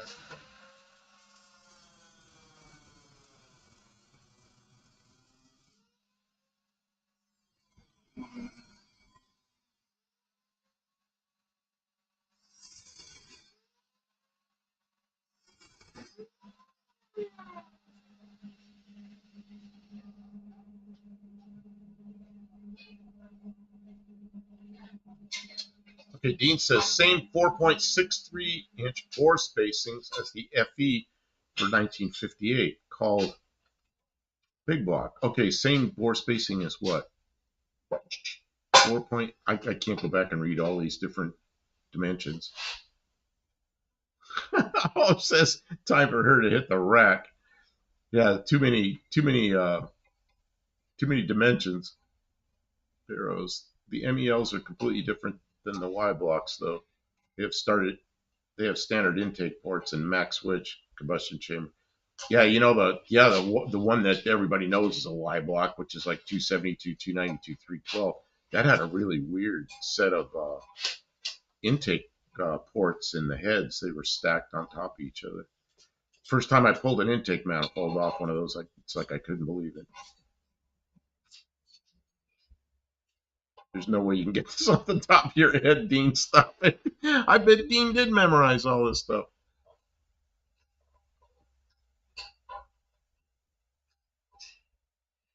Dean knows everything. I always looked at big blocks and small block because big block was about 200 or 300 pounds more than a small block. It's like, oh my God, we got to pick that thing up somehow. The first time I put a 429 in a C6 was in a Thunderbird, and I was tweaking my engine hoist. It was flexing when I was putting that thing in. And I did it by myself. Man, that was a lot of heft on there.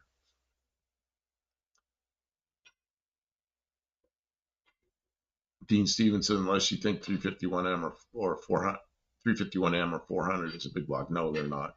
They just some of them or all of them have a big block bolt pattern on the bell housing just to mess things up. Yeah, now some people tell you a big block or a small block is just because of the number of cubic inches, but it's not. No, because you can get a 400 small block and a 400. You get 400 small block and a 400 big block. They're different engines. Yeah. Different or a 351 Ford and a 352 Ford, which have, I think, the same bore and stroke. And one is an FE and the other is a small block.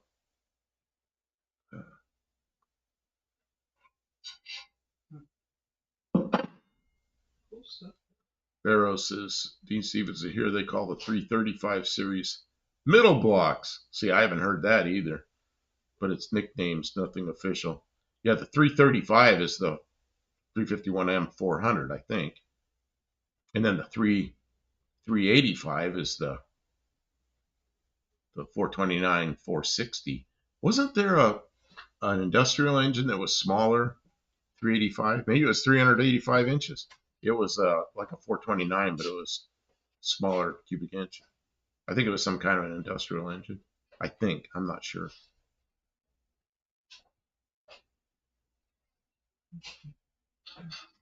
B&R, the 454 all iron in my Chevy 2500 is heavy. Chris, installing. I recall how hard it was moving the cherry picker with at least 800 pounds. Yeah, that's how I felt like putting the. That's how I felt like putting the that 429 in that C6 in that Thunderbird that day, because I took that job on by myself, and man. Sorry for the noise. She's hammering it.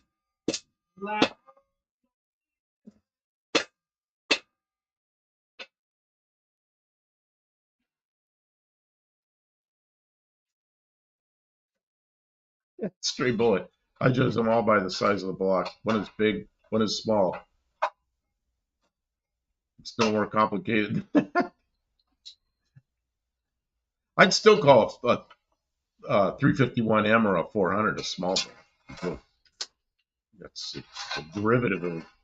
I mean, it all started with 221 cubic inches, but it's all same architecture. Dean Stevenson, all small blocks are 4.38. Y block 312, 351 Windsor, 351 Cleveland. Okay, so you're saying the Y block 312 is a small block. I mean, technically maybe it is, but we never called them that. They were Y blocks. There were no big blocks or small blocks then with Ford. It was just it was a Ford V8. It was either a flathead or an overhead. That was back in that time. Oh, okay, there you go, Kim. Is it closer? Yeah. Let's see if it's straight. Hold it up. Tip it this way. Tip it. Tip it. More. I gotta put my head too low. Tip this way. Looks damn good. Looks parallel. I'm just gonna tack it. I'm not gonna run a lot more weld here tonight. Taos says R221 was missing 2 cylinders, and they put the remaining 6 in line. See, we had a 221 here that was original. It looked just like a 289. There's a 221 260 came out in 1962 or 1962 model year. Probably came out sometime in late 61. Dean Stevenson, the FE is a big block, but it's based on a 1952 Y block 463 tooling. It could have been, I never really thought about that because it was so different. Yeah, the 385s went this barrel. The 385s went as high as 512 cubic inches as well. But you could only find them in big F550 and up, usually box trucks in there. Nothing for power. Oh, I didn't know that. I didn't know there was a 512. That's kind of interesting. Yeah, because the only 385s I've ever had were 429s. I never, I think about it. I don't think I've ever owned a 460 at 429s, which were always fun engines.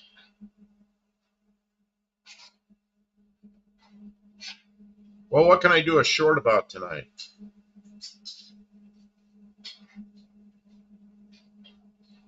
Got to look around, figure out what I can do a short about. What you call the Super Duty 5.25 inch bore spacing big job Ford engine, huge block. What is that? A truck engine? That's probably some engine they never put in cars. How about main caps, Dean? What's up with the having 2 bolts on some engine and 4 bolts on others? What do you call a V12 like they have in a locomotive? Or maybe that's a V16. I don't know. That'd be an enormous block. Bruce Culchin. Hey, Bruce is here. Well, straight bullet 4 bolts is more. 385 series also had a 370. That's the one. A 370 inch engine in big trucks. I knew there was a smaller one than the 429. I couldn't think of what it was. It's a 370. Dean Stevenson, Ford saving money. You can convert any 400 to 4-bolt mains. I didn't know that. It's the enormous block.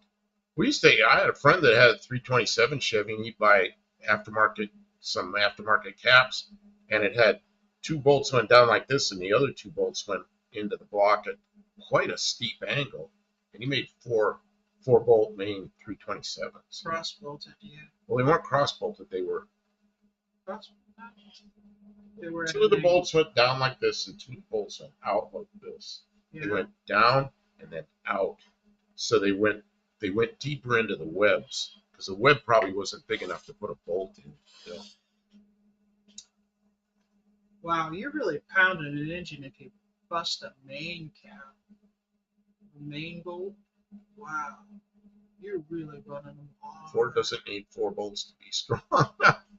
Well, you know, the 427 had bolts that went in from the skirts this direction, cross bolted. Dean, I'm no longer bored. Yes, debored. All Clevelands can be converted to 4-bolt main. I mean, you'd think you'd be able to size the bolts so they were strong enough, right? Kim, I'm gonna do a short on this and ask a question. That'll be at least one short for tonight. And then what else can I do a short on? I'm looking around with what kind of crap I have laying around on the table. Oh, what can I do? I don't know. You haven't been doing stuff in the shop, so. I know. I'm terrible. Well, no, it's just. Dean Stevenson, I'm like the kid that starts the Family Feud. Yes, you are, Dean. You talk so much, all these dimensions. It's like, oh, it's mind-boggling. When I get into dimensions like that, that's when I'm by myself doing some engineering project. I got to think about doing. Pretty soon I get my head all wrapped around that project, and I can do it. And then if I start talking about somebody, then it starts looking like this chat. I don't think anybody's upset at you, Dean. Try harder. Oh, man. It's a good thing we're not talking about airfoil sections. Dean Stevens, oh, I don't know everything. Just making sure if I make a mistake, look like a real, whatever that is, of myself, so you remember. Bruce Gulchin, all Dove, actually D-O-V-E, D0-V-E, 385 blocks can be converted to 4-bolt main. BNR, I don't like racing main cap studs. Barrow's the first gen short deck 385s had the reputation of dropping the bottom ends, but it was an oiling issue, not a strength issue. They fixed that in 71 with an oil restrictor in the upper. Yeah. Oh, okay, there you go. I like main cap bolts, perfect alignment, engagement with block grids anyway. Wish I had Dean Stevenson's memory. There's some things I can remember. Yeah, 370, like DK said. Yeah. There's some things I remember real well because it's something I dealt with, and there's other things just like bore spacing. I guess if I worked in a machine shop where I was boring engines, I'd know them all, But otherwise, I have to look it up. So, BNR, oh, there's another mouse going in there. Same hole? Same hole. He disappeared already. Was that the same mouse? Could be the same mouse. Could have got out some other place. That means there's mice in there making a mess out of my toolbox drawers. Living in the top box, yeah. Making nests in the top box. All the weird-ass places. We have traps here. Why are they making a nest in the box? We don't have any traps. We have poison. We have lots of traps in the house. I'll bring some up here. Okay. I got a box full of them at the house. Well, we know where they are. Oh, that just come right back out. Okay, so he's just coming in and out like he comes out. He jumps on the box. He runs back the box. Jumps around to the lower box. There's a ridge all the way around there, and then he probably squeezes between the wall and the box to get down. Comes back up there into his home. So what I'll do is I'll put a trap on top of that blue box.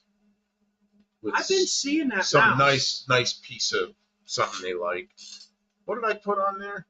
Oh, I know what I put on there. I took a piece of a cashew and I mashed it into the little tang on the trap. Cashew? A cashew, and they Snap them right off. Yeah, they grab that cashew and start shaking it. Whack, they're done. I hate to kill animals, but I don't want them in here. They ruin stuff. You know, they ruin stuff. They do. They pee on everything. Make a mess. Ruin stuff. You know, on most blocks. Oh, here he comes. Oh, you just saw him again? Mm-hmm. I lost where I was. Most blocks, the drilled and threaded holes in the block for main caps are not always 90-degree true. D. Stevenson, I worked in a laboratory measuring everything. Then I'd go to the junkyard next door and measure the stuff. It's like, what's the main tool on my desk? Caliper. Yeah, I need a cat. There's no candy in the box. No. No, I know what No they one's do. been using that box for anything for No, they'll ages. find stuff and go up there and make a nest. Yeah. No one disturbs that box. No one uses it. That's why they're in there.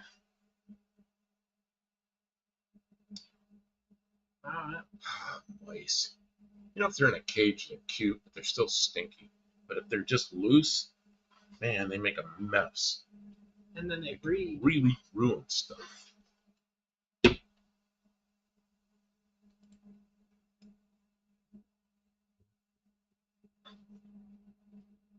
What was that? Yeah, my cat disappeared over a year ago. My cat, that was a cat named Powerglide. Barrows, I have a mousetrap in her name. In the shop, her name is Holly. Edelbrock Eddie is our house mousetrap.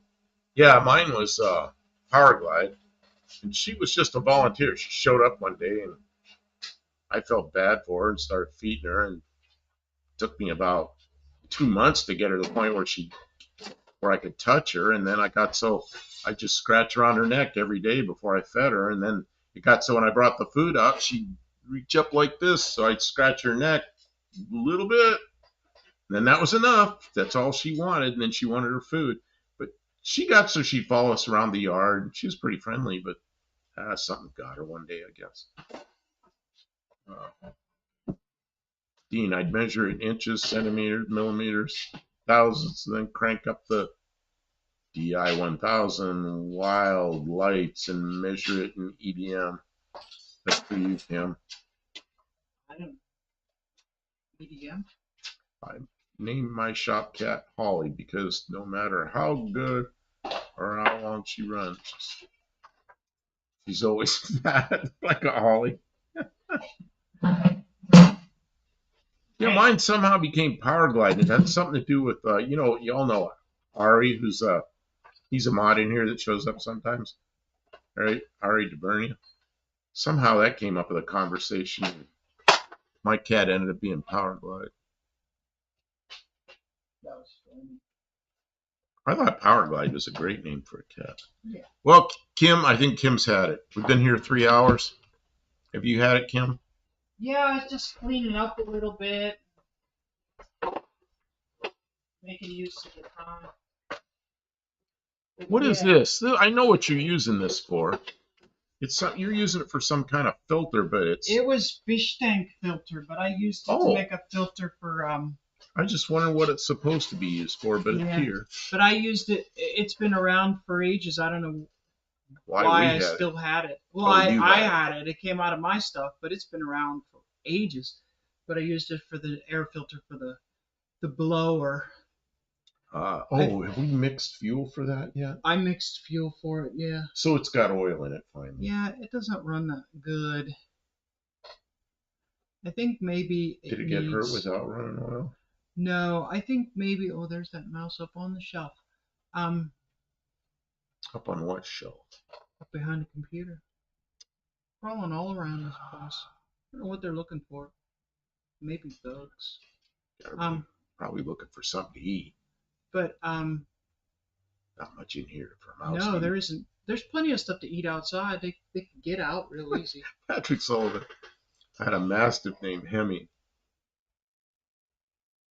Buddy Carvana, put the fork in me. I'm done. Master Pit.